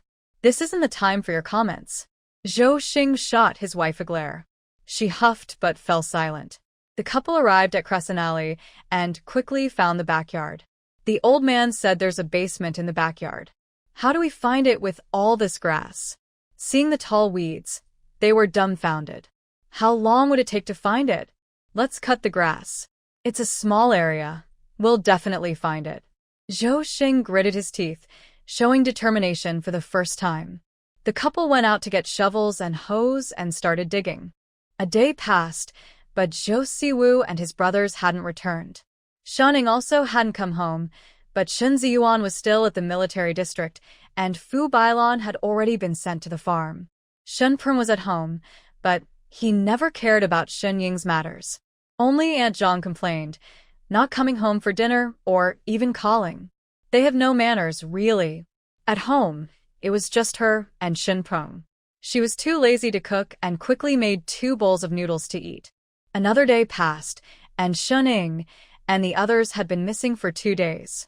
The Zhou family couldn't focus on that now. There were bigger issues at hand. Zhou Xing and his wife returned, dirty and disheveled, covered in mud. They rushed to Zhou Hongchang's room, sending the medical staff out. What were you doing? Cough, cough. Zhou Hongchang looked at his second son with disdain. Dad, something big has happened. All the treasures in the West are gone, completely gone. Zhou Xing felt like crying, his heart aching. He and his wife had finally found the entrance to the tunnel, excitedly went inside, only to find the basement empty, with only a few traces indicating boxes had been stored there. Zhou Hongchang's pupils dilated, staring intensely at his second son, demanding, "How do you know about the treasures in the West? Who told you?" He had only informed his eldest son and Xiling. How did the second son know? Could there be a traitor in the family? Dad, the treasures are gone, completely gone.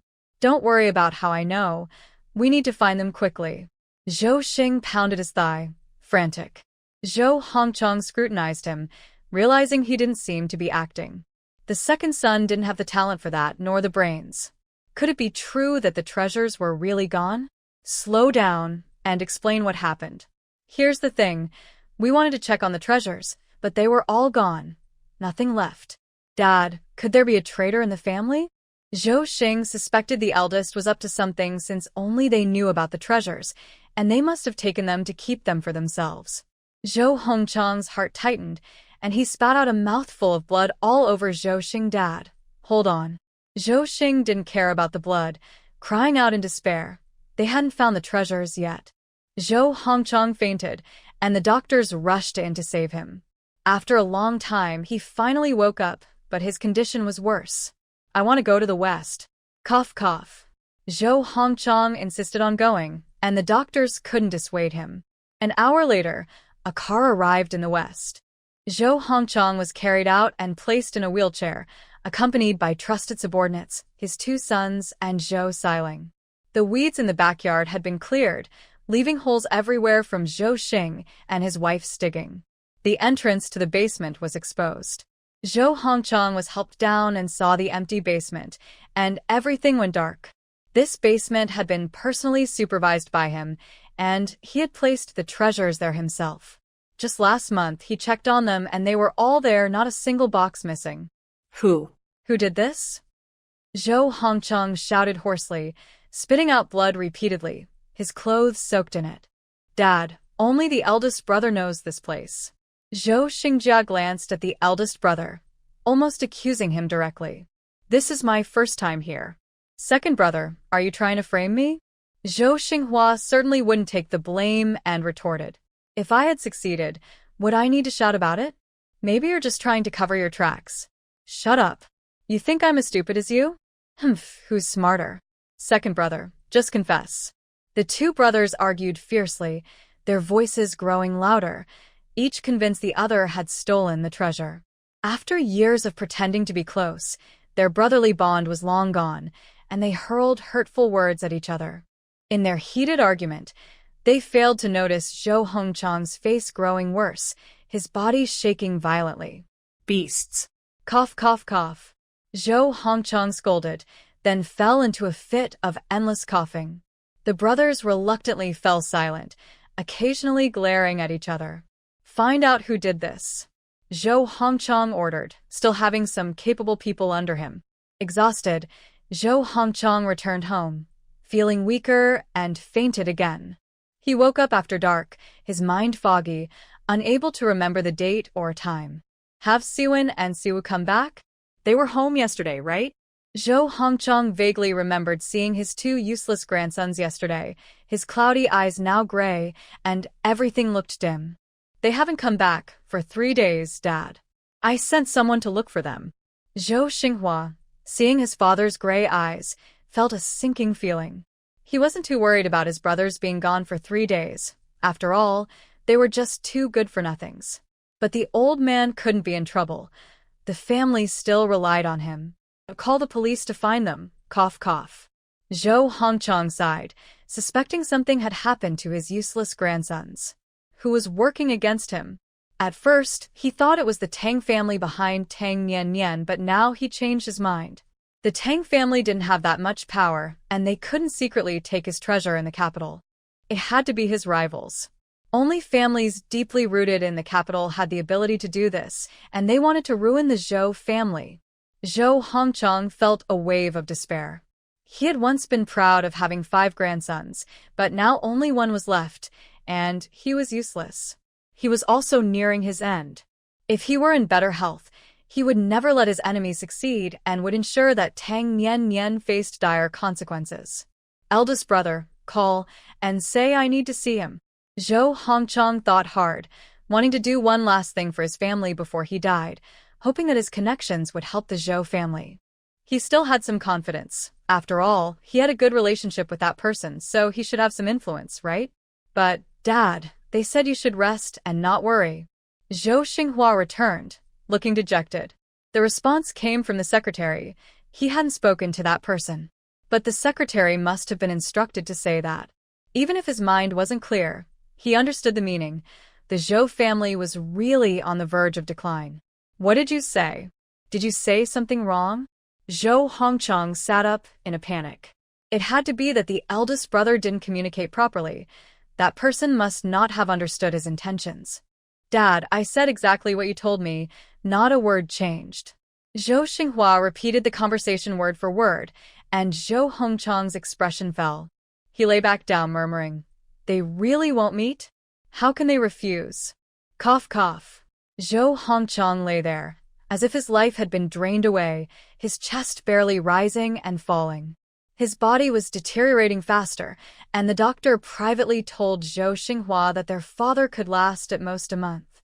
Both brothers nearly fainted. A month wasn't enough. Now that the treasure was gone, if the old man had any more issues, how could the Zhou family survive in the capital? On the 4th day, the police arrived with bad news and several photos from the crime scene. Yesterday, a resident reported a strong foul smell coming from a house, and the street office staff were terrified when they checked it out. Inside the house lay 10 corpses, with maggots crawling on them, emitting a terrible stench. Because the bodies were severely decomposed, the police took a long time to identify them. The easiest to recognize were Shuning and the Zhou Siwu brothers, known as notorious troublemakers in the capital, easily identifiable. The other 7 were also troublemakers, but their families weren't as powerful as the Zhou and Shin families. The police understood the scene immediately and cursed under their breath that these troublemakers had met a fitting end. The cause of death was exhaustion. Please accept our condolences. The police didn't provide many details, finding it disgusting. They only showed the Zhou family the crime scene photos, and anyone with common sense could see what had happened. Zhou Xinghua and Zhou Xingjia's faces turned pale. He never imagined these useless grandsons would be involved in such chaos. They had brought shame to the Zhou family's ancestors. The brothers' sadness was lessened by their anger, and they even thought it was better that those 2 troublemakers were dead, saving them from further embarrassment. The case was quickly closed, as the parents of the 10 deceased didn't want to investigate further, fearing disgrace. They didn't suspect foul play. These troublemakers had always lived recklessly, and now they had finally lost their lives. Their parents felt a sense of relief. After all, they still had other sons. They weren't the only ones. This incident didn't remain hidden from Zhou Hongchang. Seeing the gruesome photos, he spat out more blood and fainted. This time, he was unconscious for 3 days before waking up. The doctor informed Zhou Xinghua and his brother to prepare for the end. Originally, he could have lasted a month, but after a series of blows, Zhou Hongchang's health quickly deteriorated, and he could barely hold on for a few more days. Shen Ying's ashes were claimed by Shen Peng, who also learned about the family's drastic changes. He rushed to the farm to find Fu Bailan, having let her make all the decisions for years. When Shen Peng saw Fu Bailan, he couldn't believe his eyes. The ragged, gray-haired old woman before him was his once beautiful and elegant mother. After Fu Bailan arrived at the farm, she was assigned the dirtiest and hardest tasks, and she was separated from Lu Xiang. Everyone at the farm knew she was looked down upon and bullied her, and Lu Xiang relentlessly. In just a few days, it felt like Fu Bailan had lived for hundreds of years. She wanted to die, but couldn't bring herself to. Xiao Peng, you finally came. Please find a way to get me out. I can't take this anymore. Seeing her son was like seeing a savior. Fu Bailan cried and begged Shen Peng to rescue her. She couldn't endure another day of this suffering. Mom, Xiaoying is dead. Shen Peng delivered the news of his brother's death with a defeated expression. What could he do to save his mother? He was struggling himself, having just received a notice from his workplace that he no longer needed to come in. It was definitely Shen Ziyuan's doing. Now, he was unemployed and had been kicked out of his home, with nowhere to sleep at night. Mom, Shaoli is gone and I lost my job too. Shen Peng shared another piece of bad news. Before coming to the farm, he had gone to see his sister Shinli. Shinli had married into a decent family, and her husband seemed to care for her. Shen Peng had hoped his brother-in-law could help him keep his job, but when he arrived at Shinli's husband's house, he found out that Shinli had been kicked out too, just like him. He couldn't find Shinli, so he came to the farm first, hoping Fu Bailan could turn things around. But seeing her in such a state filled his heart with despair. Shen Ziyuan is so cruel. Fu Bailan cried even harder, as she had hoped her children would save her, but now everything was lost. How did Xiaoying die? Who harmed him? Fu Bailan asked in deep sorrow. No one harmed him. He brought this on himself. Shen Peng was ashamed to explain. Although he had his own vices, they were limited to women. Shen Ying's reckless behavior with both men and women disgusted him. He didn't want to explain further and simply showed Fu Bailan a photo, letting her see for herself. When Fu Bailan saw her beloved younger son in such a tragic state, she fainted in Shen Peng's arms. After a long time, she woke up, silent, and just crying. Mom, think of something. I have nowhere to sleep tonight. Shen Peng was a bit impatient. Even now, his mother only knew how to cry. What good was that? She needed to find a way to help him. What can I do? I'm worse off than a beast. Fu Bailan cried even more, feeling hopeless. Did she have to stay at the farm until she died? You should go to Huqing and find Fu Qinghan. He has a kind heart and might take you and your sister in. Finally, Fu Bailan thought of a plan. Shen Xiao, that cold-hearted man, was definitely not an option. She even suspected that her youngest son's death was related to Shen Xiao. But Fu Qinghan was soft-hearted. If she begged enough, he might help. After all, they used to be family. Even if there was no blood relation, there should still be some kinship. Shen Peng left the farm feeling dejected. As he left, Fu Bailan was called to work. Once someone who wouldn't even wash dishes, she was now carrying a load of manure, struggling to walk, with waste spilling onto her. He felt a deep sadness, but couldn't help her. He decided to follow his mother's advice and go to Huqing to find Fu Qinghan. As for Shunli, he didn't plan to bring her along. It would be easier to settle one person than two. If he went alone to seek Fu Qinghan's help, he had a better chance of success. Bringing Shunli along might make Fu Qinghan see it as a burden and ignore him. That night, Shen Peng slept on a park bench. The September night in Beijing was a bit chilly. He curled up all night, and by morning he had a stuffy nose and was sneezing. He caught a cold. Shunli was also sleeping outside. Shen Ziyuan had made arrangements with her husband's family, and when she left, she took no money with her. She had lost her job and had no one to take her in. Shen Ziyuan had spread rumors about Fu Bailan and Lu Xiang's disgrace, and the whole city knew about these shameless people. They also knew that Shun Peng and Shun Li were the illegitimate children born from that disgrace. Even passing children spat at them. Once, Shun Ziyuan loved Fu Bailan, but now he hated her just as much. He didn't care about his own reputation anymore. He was determined to ruin her life and that of her 3 children. He had returned home, and when the police came to inform him of Xinying's death, he was very pleased. He felt that heaven was on his side. He didn't even have to lift a finger, and Xinying had killed himself. But Shun Ziyuan was still not satisfied. Compared to the humiliation of wearing a green hat for 30 years and raising another man's child for over 20 years, the death of just one Xinying could not quench his anger. Shun Peng and Shun Li, once proud and arrogant, had now become lost souls, worse than beggars. No one wanted to offend Shun Ziyuan, and they looked down on their background. No one was willing to help them, not even offering a warm meal. The siblings wandered the streets, sleeping in parks at night and loitering during the day. When hunger struck, they would eat leftovers from restaurants. Shun Peng had no money, not even enough to buy a train ticket to Huqing. Once a wealthy young man, he didn't even know how to sneak onto a train. 3 days later, Shun Li died. Her death was also undignified. The police notified her ex-husband's family. Shun Li's body was found in disarray, with signs of assault, and it was clear that more than one person was involved. The body was discovered in a park, and the perpetrator was unknown. It could have been a homeless person or someone else who took advantage of Shun Li being alone, fearing she would report them, so they killed her.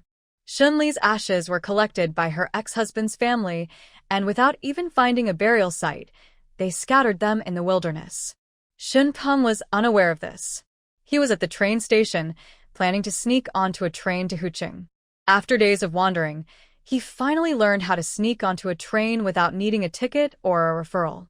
He just had to jump onto a southbound train to get to Huqing. He couldn't get into the train station and was thrown out several times. With no other options, Shun Peng went to a hillside outside the city, where there was a curve. The train would slow down as it passed, making it the perfect time to jump on. Nervous about his first attempt, he lay on the hillside and waited. After a long time, he heard the whistle and saw smoke. The train was coming, slowing down. Sweat formed in his palms, and he felt dizzy and weak. As the train approached, he counted 1, 2, 3. Jump, closed his eyes, and leaped. He successfully landed on top of the train car but lost his balance and fell. As he fell, his survival instinct kicked in, and he reached out to grab something, but there was nothing to hold on to. Help me! Shun Peng shouted in despair as he fell, rolling down the hillside and hitting his head on a large rock, falling silent forever. Shun Ziyuan received the news of Shun Peng's death the next day. A shepherd found Shun Peng's body and reported it. Shun Ziyuan was extremely happy. Although he was a materialist, he felt that fate must have intervened. After all, he hadn't even lifted a finger, yet these 3 illegitimate children were dying one after another. In just half a month, they were all gone. It was truly satisfying. Shun Ziyuan wanted to find Shen Xiao. With the 3 illegitimate children dead and Fu Bailan sent to the farm to suffer, he had avenged Shen Xiao. Surely, Shen Xiao wouldn't hold a grudge against him anymore. He also had Aunt Zhang clean up Shen Xiao's room, while the rooms of Shen Peng and Xinying were all changed. From now on, only he and Shen Xiao would live in the house. As for that rural girl, he still opposed her. Shen Xiao was his only son, from a good family, and he must find a suitable wife.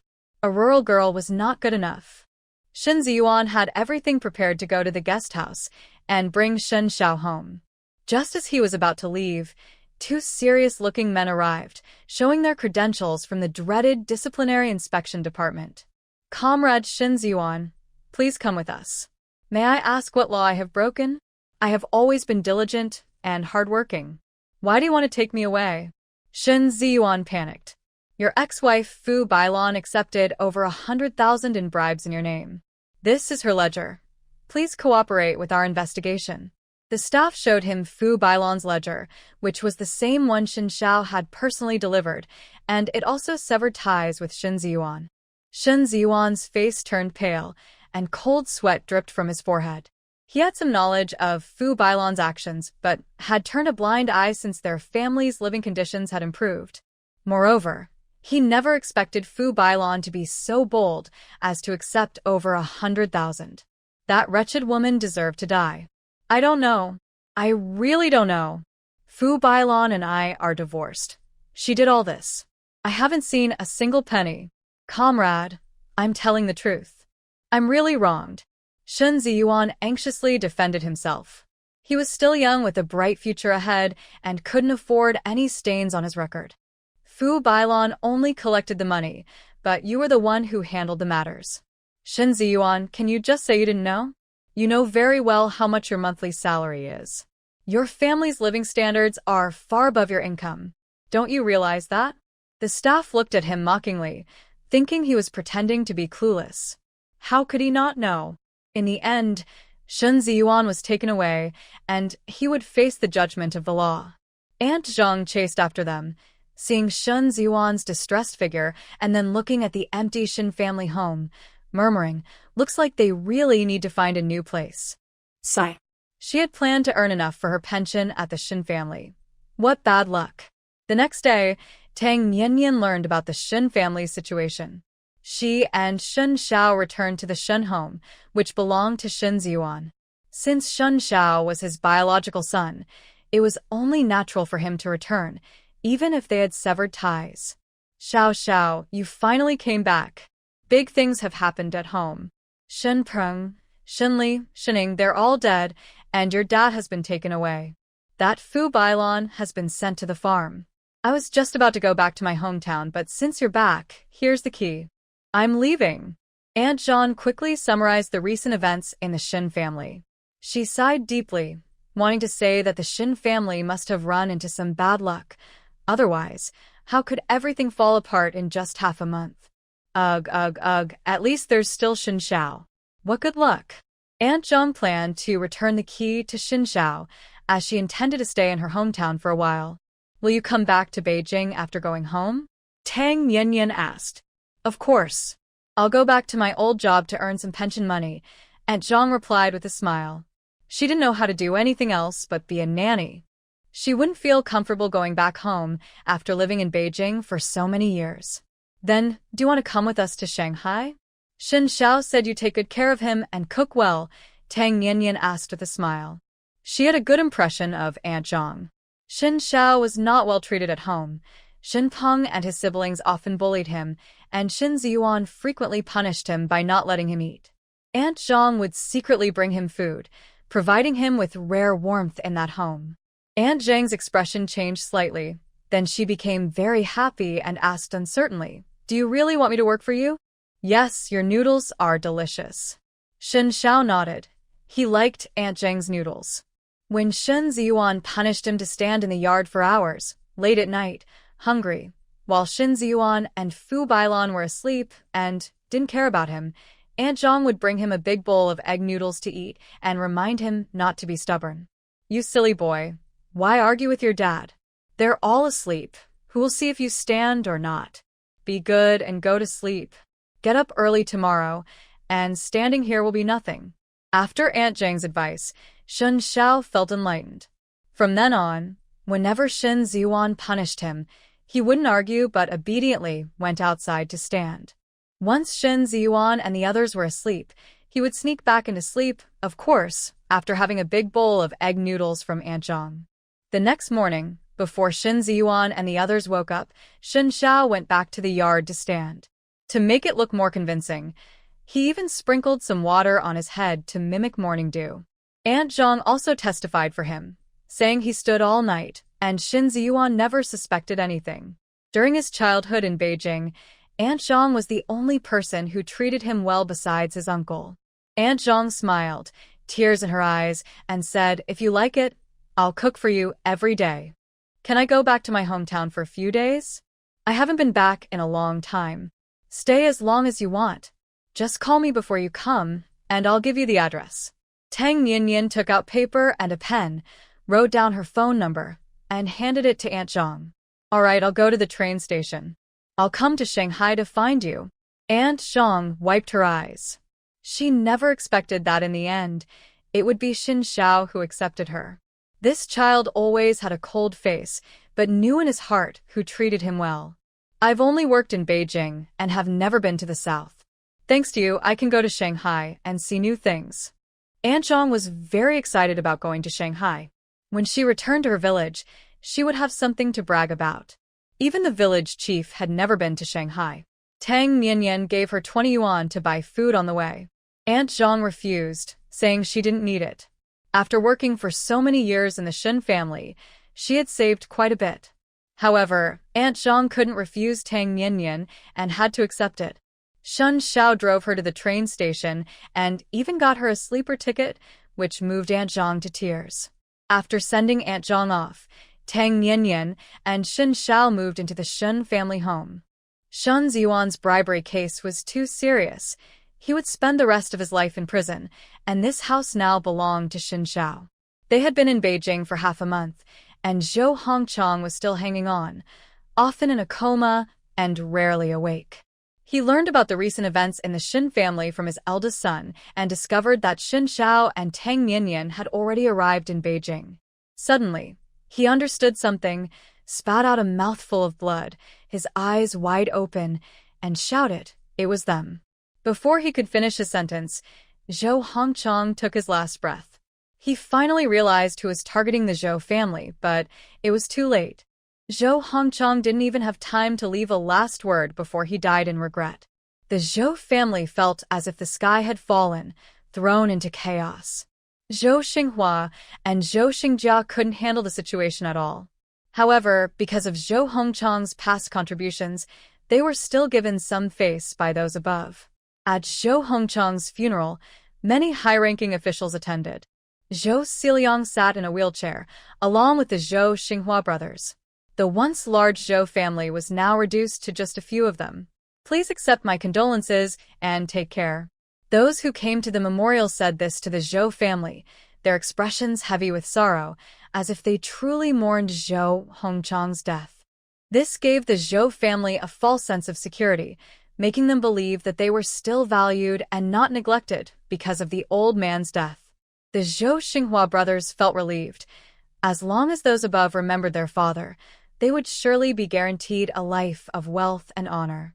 However, Zhou Xiliang was not so optimistic.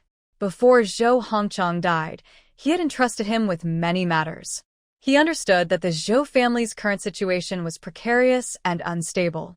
Although the Zhou family would still be better off than ordinary families, Zhou Xiliang was unwilling to accept the fall from grace. He couldn't bear the disparity. He still wanted to obtain the secret medicine from the Tang family, restore his health, and return to the military. Without power, how could he seek out the secret medicine? As soon as Zhou Hongchang's funeral ended, Zhou Xiliang couldn't sit still. He wanted to find a few people his grandfather had mentioned before his death. These people were once Zhou Hongchang's subordinates, promoted by him, and had benefited from his kindness. Zhou Xiliang wanted to collaborate with them to find the Tang family's treasure and split it evenly. However, before Zhou Xiliang could take action, a report letter was received from above. The letter detailed the Zhou family's wrongdoings over the years, including Zhou Siwu and his brothers, who had bullied the innocent and even caused deaths, all suppressed by the Zhou family, leaving the common people angry but voiceless. It also mentioned Zhou Hongchang, who used his power to extort money from people nationwide. He Jisheng had once been his right-hand man, harming many businessmen. There were many like He Jisheng, all Zhou Hongchang's lackeys. The report letter was very detailed, listing Zhou Hongchang's various crimes over the years. Those above were already dissatisfied with the Zhou family, and out of respect for Zhou Hongchang's old face, they had not acted before. Now that Zhou Hongchang was dead, their anger could no longer be contained.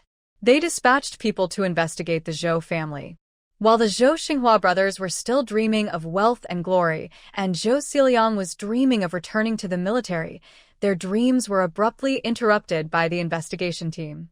The once prominent Zhou family collapsed overnight. Moreover, Tang Nianyan had not intervened in this upheaval. She had intended to act but was too late. Someone else was faster. Zhou Hongchang acted arrogantly and offended too many people. With his death, those people would naturally not sit idly by. Xin Xiao had already discovered who was behind the attack on the Zhou family. It wasn't just one person. It was a coalition of several families that had conflicts with Zhou Hongchang. More accurately, it wasn't just these families acting on their own, but rather instructions from above. These families were merely responding to the signals. And there's Fu Beilan. Fu Beilan was Fu Bailan's older brother, who had bullied Xin Zhao's mother and uncle in the past. That old man Fu was truly confused, treating the children from his second wife as treasures while neglecting his own biological children, allowing Fu Bailan's family to mistreat them. Even though the old man left his wealth to Xin Xiao and Fu Jiu, Tang Nianyan had no good impression of him. If the old man were still alive, she would definitely seek revenge for Xin Xiao. And that cruel old woman, Fu Bailan's mother, unfortunately died too early. What a pity. Let's charge Fu Beilan with espionage. Tang Nianyan casually stated this, deciding Fu Beilan's fate. This scoundrel had enjoyed a comfortable life thanks to the Fu family. If he died too easily, it would be too lenient for him. Fu Bailan's biological parents were both performers. After their father died, their mother, with her exceptional acting skills and good looks, charmed the old man Fu, making him completely devoted to her. After marrying into the Fu family, they moved from a shabby courtyard to a grand residence, living a life of luxury they had never dared to dream of. Yet, this family showed no gratitude and even wanted to eliminate the children left by the first wife to seize the Fu family's wealth. A family more poisonous than snakes and scorpions, Fu Beilan must not be allowed to die too easily. Fu Beilan had a low level of education and worked at a cinema, a job arranged by the old man Fu during his lifetime. In the 1970s, working at a cinema was as prestigious as being a driver, showing how much the old man cared for his stepson. Fu Beilan was a projectionist in his youth and later became a ticket seller. His job was quite relaxed, and after a few more years, he could retire. He resembled his sister Fu Beilan, with fair skin, a medium build, and a thin frame, often wearing a smile, appearing quite kind-hearted, and was well-liked at work. This family was skilled at acting. Fu Beilan was also well-liked, and neighbors praised her as a good stepmother. Old Fu listening to the radio again. After checking tickets, Fu Beilan sat down to listen to a story. However, today he wore a serious expression, lacking his usual smile. His sister had gone to the farm, and all three of his nephews had died. He couldn't bring himself to smile. Yes, listening to the story. Fu Beilan forced a smile in response to his colleague. He felt a strong sense of unease, fearing that his sister's troubles would implicate him. Old Fu, you don't look well. What's wrong? His colleague noticed Fu Beilan's poor spirit and pale face, and asked with concern. I haven't been sleeping well these days. I'm getting old, and not as useful anymore. Fu Beilan's smile became even more forced. Ever since his sister's incident, he hadn't slept well, often dreaming of Fu Qinglan, the stepsister who had been harmed by his sister. Back then, he had actually opposed it, not because he was particularly kind-hearted, but because he feared it would lead to trouble for his family. But Fu Beilan was determined, and by the time he found out, Fu Qinglan was already dead, reportedly in a terrible way, having bled out. During that time, Fu Beilan had nightmares every night, always dreaming of Fu Qinglan lying in a pool of blood. It lasted for a month before the nightmares finally stopped. But unexpectedly, he had recently dreamt of Fu Qinglan again, exactly like before, with blood all around her, her face whiter than a corpse, staring at him intensely. He often woke up in the middle of the night from nightmares and couldn't fall back asleep. If this continued, he wouldn't be able to endure it. Go see a traditional Chinese doctor. I had trouble sleeping recently too, but after taking some medicine, I felt better. His colleague enthusiastically recommended a doctor to him. Fu Beilan casually brushed it off. His problem was a matter of the heart, and even Hua Tuo's medicine wouldn't help. Another person approached and pulled the colleague away. A few meters away, the person's voice carried over. Why are you still talking to him? His sister is a loose woman, caught in broad daylight with a wild man, completely naked, truly shameless. Really? Old Fu's sister seems so cultured and polite. How could she be like this? A colleague looked shocked. He was out of the loop and didn't know about Fu Bailan's troubles. TCH, she looks cultured, but she's actually promiscuous. My wife's sister saw it with her own eyes. TSK. And to think, at 50, she has smoother skin than her younger wife. No wonder old Fu has been looking unwell lately. It seems something's wrong at home. You can't judge a book by its cover.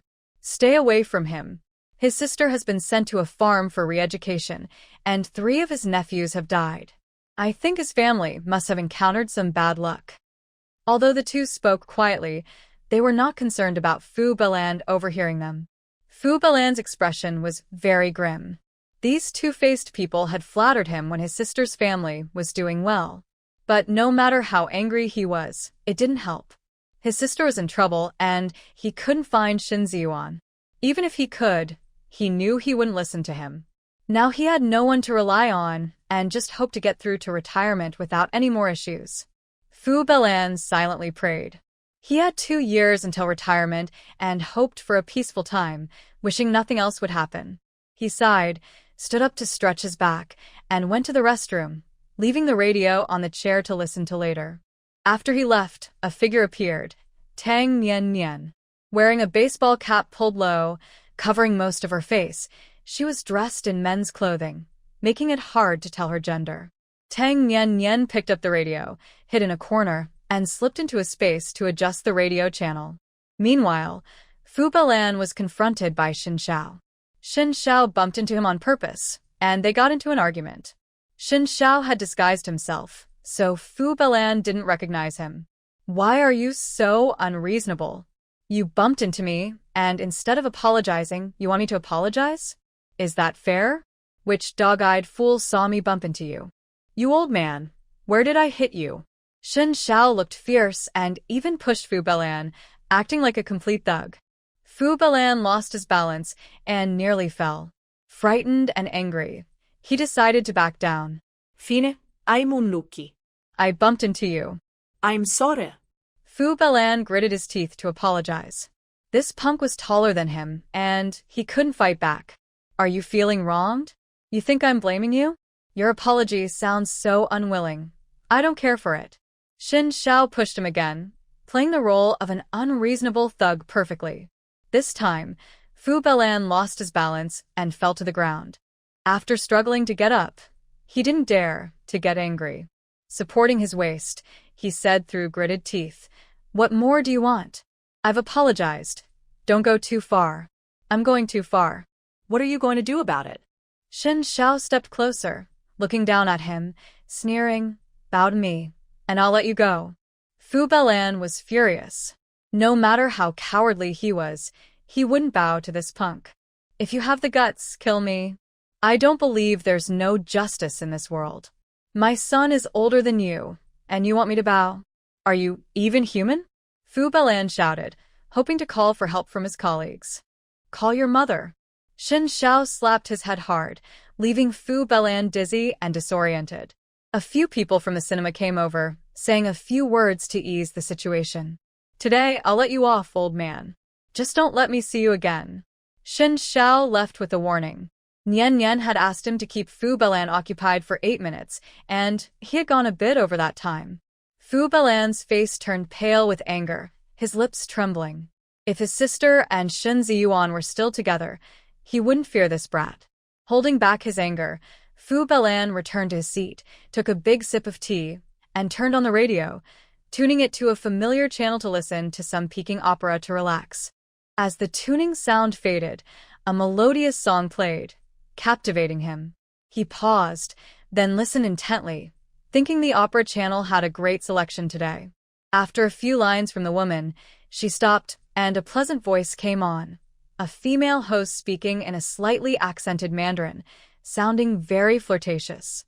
Fu Bailan blinked, sensing something was off, but after being angered by Xin Xiao and slapped on the head, his reaction was slow, and he didn't realize the seriousness of the situation. "You're eavesdropping on enemy broadcasts. You're a spy."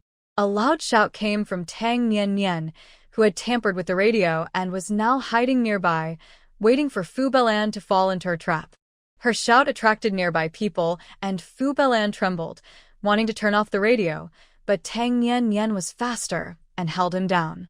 The beautiful voice from the radio continued, and with that distinct accent, everyone knew who it was. The expressions of the crowd turned angry, glaring at Fu Balan. How could you have been lurking among us for so many years? You must have sold a lot of information. Report him immediately. I'll make the call. We can't let him go. The crowd was furious, looking at Fu Balan as if he were an enemy. I'm not a spy. I don't know why the radio picked up that station. I was tuning to the opera channel. Fu Bailin shouted in protest, sweating profusely. If he was labeled a traitor, his whole family would be ruined. Is this radio yours? Did you turn it on yourself? You still want to argue? You traitorous scum. Nian Scolet. The crowd's anger peaked. A few hot-headed young men grabbed Fu Balan's collar and punched him a few times. Traitor. Beat him up. With each punch, Fu Balan was beaten to a pulp, lying on the ground like a broken insect, his eyes filled with despair. His fears had come true. He was indeed facing a terrible fate. Karma. The cinema's leaders were alerted, and they called for a meeting.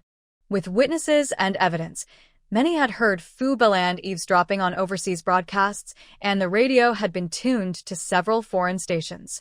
With solid proof, Fu Balan was taken to a farm that same day to join Fu Bailin.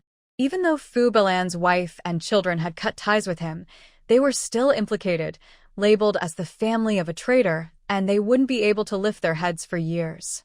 They despised Fu Balan and wouldn't care about his fate on the farm. In the blink of an eye, they had been in the capital for over half a month. The Zhou family had fallen, the Shin family was finished, and the Fu siblings were suffering on the farm. However, Tang Nian planned to visit the farm to see how they were doing. If they were doing too well, she would stir up trouble. But before going to the farm, Shen Ziyuan sent word through someone that he wanted to see Shen Xiao. Shen Xiao didn't want to meet, but Tang Nian persuaded him. Just go see how unlucky he is now. So, Shen Xiao changed his mind. He went with Tang Nian to a small room for the meeting. When the staff brought out Shen Ziyuan, he looked at least 20 years older in just a few days. His hair was completely white, his face was wrinkled, and he looked like a worn-out old man. When he saw Shen Xiao, Shen Ziyuan's eyes lit up, and he called out, "Xiao Xiao." Shen Xiao remained expressionless, not even raising an eyebrow. Shen Ziyuan's joy quickly faded. He had hoped Shen Xiao would help him get out. With Shen Zhao's military achievements over the years, it should have been easy. Xiao, I'm sorry. I've treated you poorly all these years. After sitting down, Shen Ziyuan began to cry, playing the family card. Shen Xiao remained indifferent, watching him perform without any reaction. After crying for a while, Shen Ziyuan felt awkward. He was struggling to keep up the act and couldn't cry anymore. Xiao, it's my fault.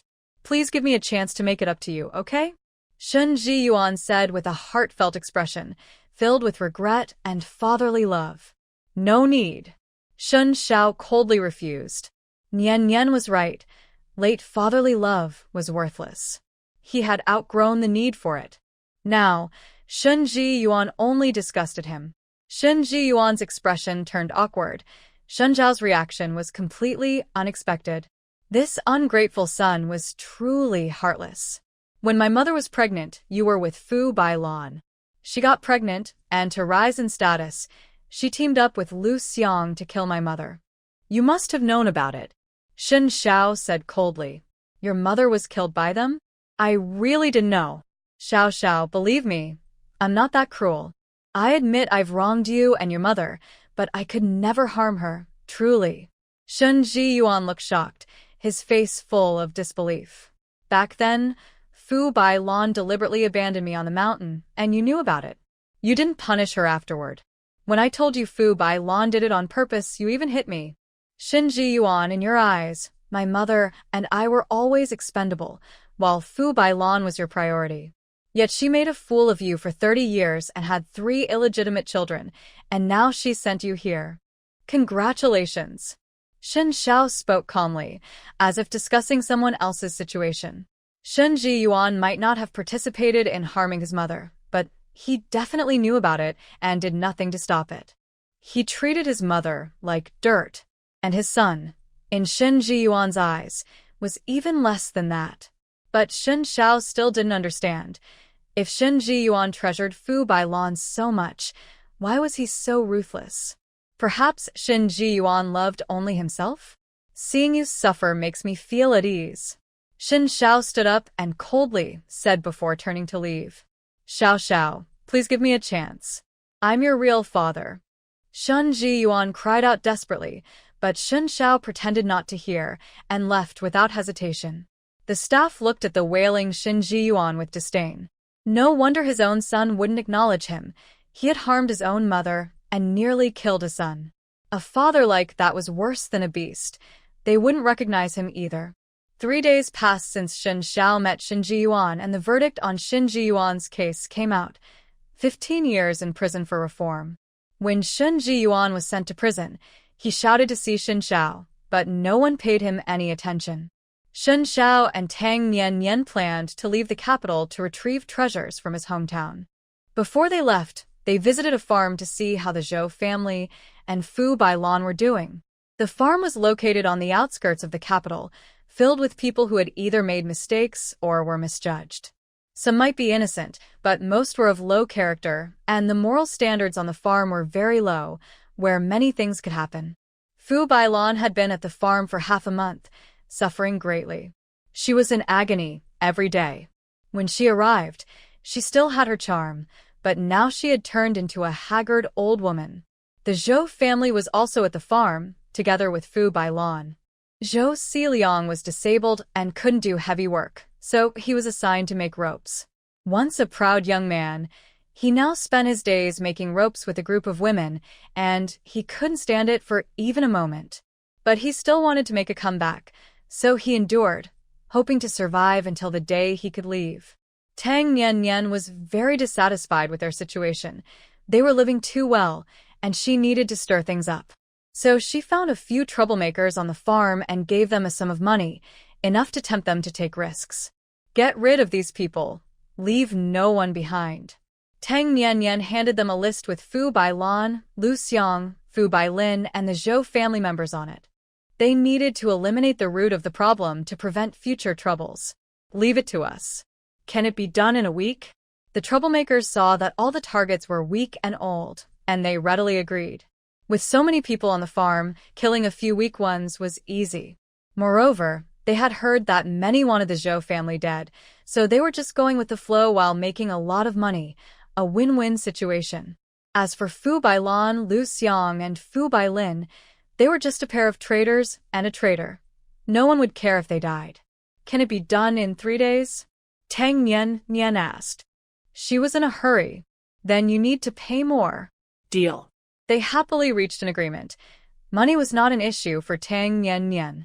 Come back in 3 days, and we'll make sure they're dead. The group took the deposit and left, telling Tang Nian to come back in 3 days to check the results.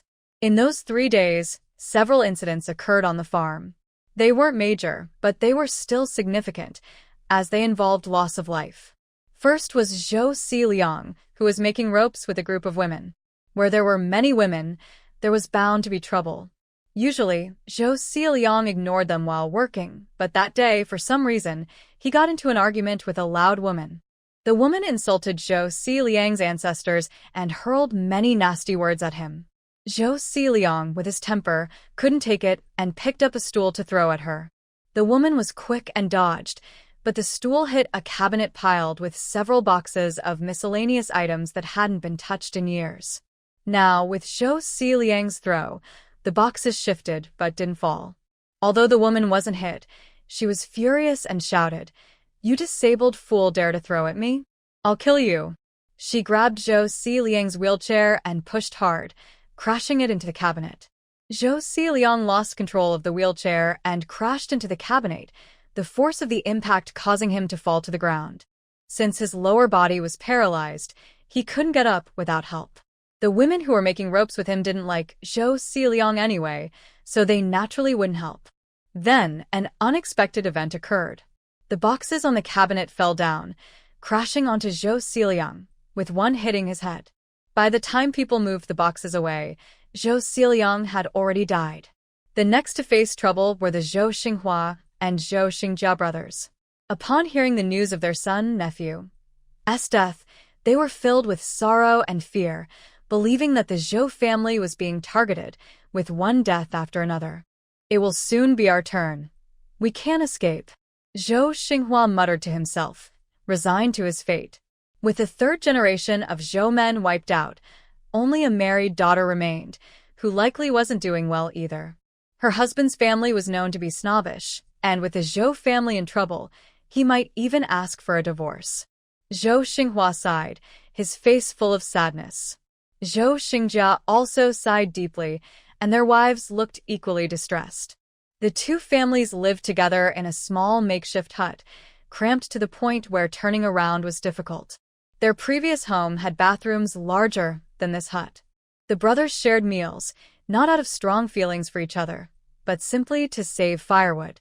That night, the hut where Zhou Xinghua and the others lived caught fire. The flames were fierce, and the neighbors were too scared to help, watching helplessly as the 4 members of the Zhou family perished in the blaze. Some raised questions, noting that the hut was small and they could have escaped. "They were drinking. I saw them drinking. They must have been drunk," someone shouted. Thus, the incident was brushed aside. Next were Fu Bailan and her brother Lu Xiang. Fu Bailan's death was not dignified. Although she was older, she still had her looks, and some single men on the farm naturally had interest in her. Moreover, Fu Bailan was not a virtuous woman. She didn't want to work, and her body was her best asset. She was found dead in the house of an old bachelor on the farm, stabbed multiple times, and died a tragic death. It was Lu Xiang who did it. Lu Xiang had a lame leg and struggled with work. After arriving at the farm, Fu Bailan parted ways with him and got involved with other men. Lu Xiang, filled with resentment, drank a bit that night and killed his old lover with a knife. He then committed suicide. There was no mystery in this case. Many had witnessed it. Lu Xiang went crazy, attacking Fu Bailan with a knife. It was terrifying. "We couldn't intervene. Knives are dangerous. What if he stabbed me?" The witnesses all agreed, confirming that Lu Xiang killed Fu Bailan and then took his own life. The remaining Fu Bailan was terrified, with the Zhou family wiped out, and now his sister and Lu Xiang dead, all within just 2 days. The timid Fu Bailan was driven mad with fear. "It's my turn soon, haha. I'm going to die." Fu Bailan kept repeating this to anyone he saw. The farm workers ignored him, and a day later, someone found him drowned in a water tank. His death didn't cause much of a stir. He was just a madman and a traitor, so his death was of little consequence. 3 days later, Tang Nianyan arrived at the farm, satisfied with the outcome, and settled the remaining money. As for the only survivor of the Zhou family, the married granddaughter Zhou Sihong, she didn't need to lift a finger. Just days after Zhou Hongchang's death, Zhou Sihong's husband divorced her. Zhou Sihong had a weak mental state, and upon learning that all her family members had died, she swallowed pills and committed suicide. This saved Tang Nianyan a lot of trouble. The Zhou family was completely wiped out, except for 2 guard dogs, which Tang Nianyan spared. She and Shen Xiao left the capital and drove to Jixing province, Shen Zhao's grandfather's hometown. Following the map, they found a deep mountain. Tang Nianyan released Bai Shui and Fu Bao. With them around, the wild animals stayed away. After searching for a day, they finally found the cave shown on the map.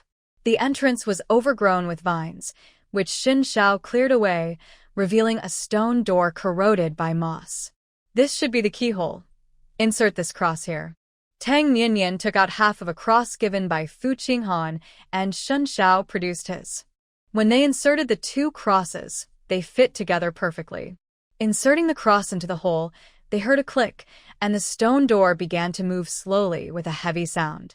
When the door opened, a cool breeze blew out, and there was no musty smell, indicating that the cave was well ventilated. Bai Shui and Fu Bao, eager, ran ahead. They quickly returned. Woof. No danger, Bai Shui reported. Inside were many boxes. It opened one and saw a lot of shiny items, certain that the master would love them. Tang Niannian and Shun Xiao entered the cave, leaving Bai Shui and Fu Bao to keep watch at the entrance.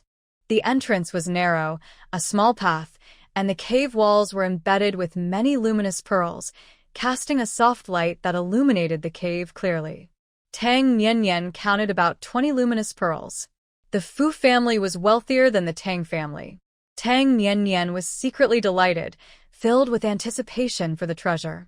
They passed through the small path and entered a large, artificially carved cave, as big as a basketball court, filled with boxes. Just a glance revealed there were more boxes than in the Tang family's stash. Some boxes didn't have locks. A gentle push opened the lids.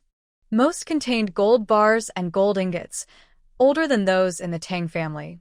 Tang Niannian calculated that this batch of treasures from the Fu family was likely 200 years older than the Tang families.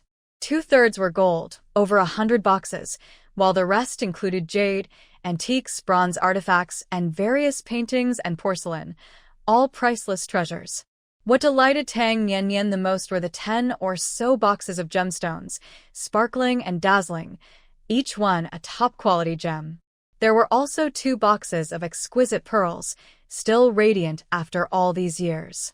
Let's give more gold to Uncle, and I'll keep the gems for myself.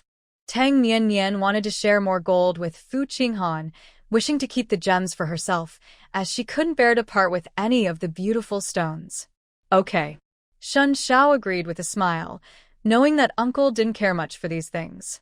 Moreover, Niannian healing Uncle's health was worth much more than any treasure.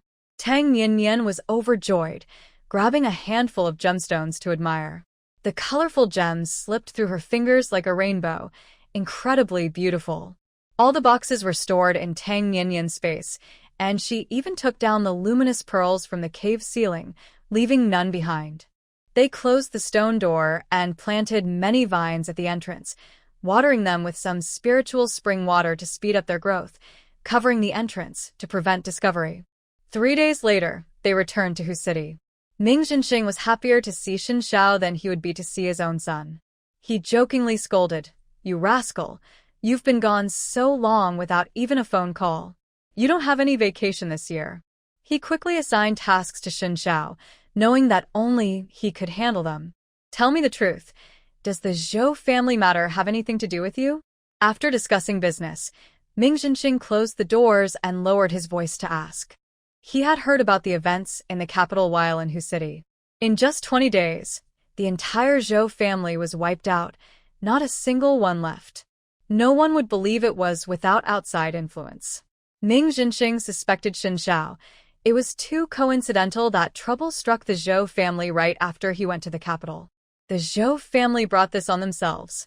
Shen Xiao replied seriously, refusing to admit anything, even to Ming Jinxing. "What about your father's situation?" Ming Jinxing changed the topic to ask about Shen Ziyuan. He brought this on himself. Shen Zhao's expression was cold. He had only given a little push. If Shen Ziyuan had been innocent, no amount of provocation would have caused trouble. Ming Jinxing sighed and patted him on the shoulder, comforting him. "Work hard, and I'll write you a report for a promotion." "Thank you, Uncle Ming. I'm off." Xin Xiao hurried to meet Tang Niannian for dinner. He had a task to carry out the next day, and he couldn't afford to waste a single moment. "Go ahead." Ming Jinxing saw his urgency and let him leave. Early the next morning, Shen Xiao set off for his task. Tang Niannian hadn't returned to Zhu City. She had someone clean up the newly bought house and ordered some furniture, all inexpensive finds from a recycling center. After a bit of tidying up, the house looked quite nice, and Tang Niannian moved in. Just as she settled in, a pompous man in his 30s showed up, eyeing her in a particularly annoying way. Tang Niannian clenched her fists several times but held back, unsure of his background. "Where is the owner of this house, Du Yiluan?" Who are you to him? The man asked as if interrogating a criminal. Du Yiluan had been missing for days, and the man thought he was dead. He excitedly went to the housing office to claim the house, only to be told that Du Iluan had transferred it to a relative. The man had coveted this house for years, planning to take it over after Du Iluan's demise. He was unwilling to accept that the house had been transferred and sought out Tang Nian. Seeing that she was just a young girl, he thought of intimidating her to take the house. I don't know. Du Iluan is my distant uncle, and he willingly transferred the house to me. I'm not close to him. Officer, where did he go? Tang Nian pretended to be clueless. You're not close to him, so why would he transfer the house to you? Do you know he's a capitalist? This house is a poison of capitalism. You can't live here. The man scolded sharply. My family has been poor farmers for 8 generations, and my grandfather fought against the Japanese. Don't try to scare me with capitalist nonsense. Tang Nian was not afraid. She mimicked her grandmother's stance, hands on her hips, full of confidence. Where's your family from?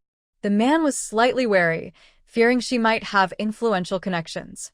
Why do you care where my family is from? My grandfather fought against the Japanese, and we're 8 generations of poor farmers. Tang Nian said proudly, rolling her eyes at him. Regardless of whether you're a poor farmer, this house is a poison of capitalism and will be confiscated. The man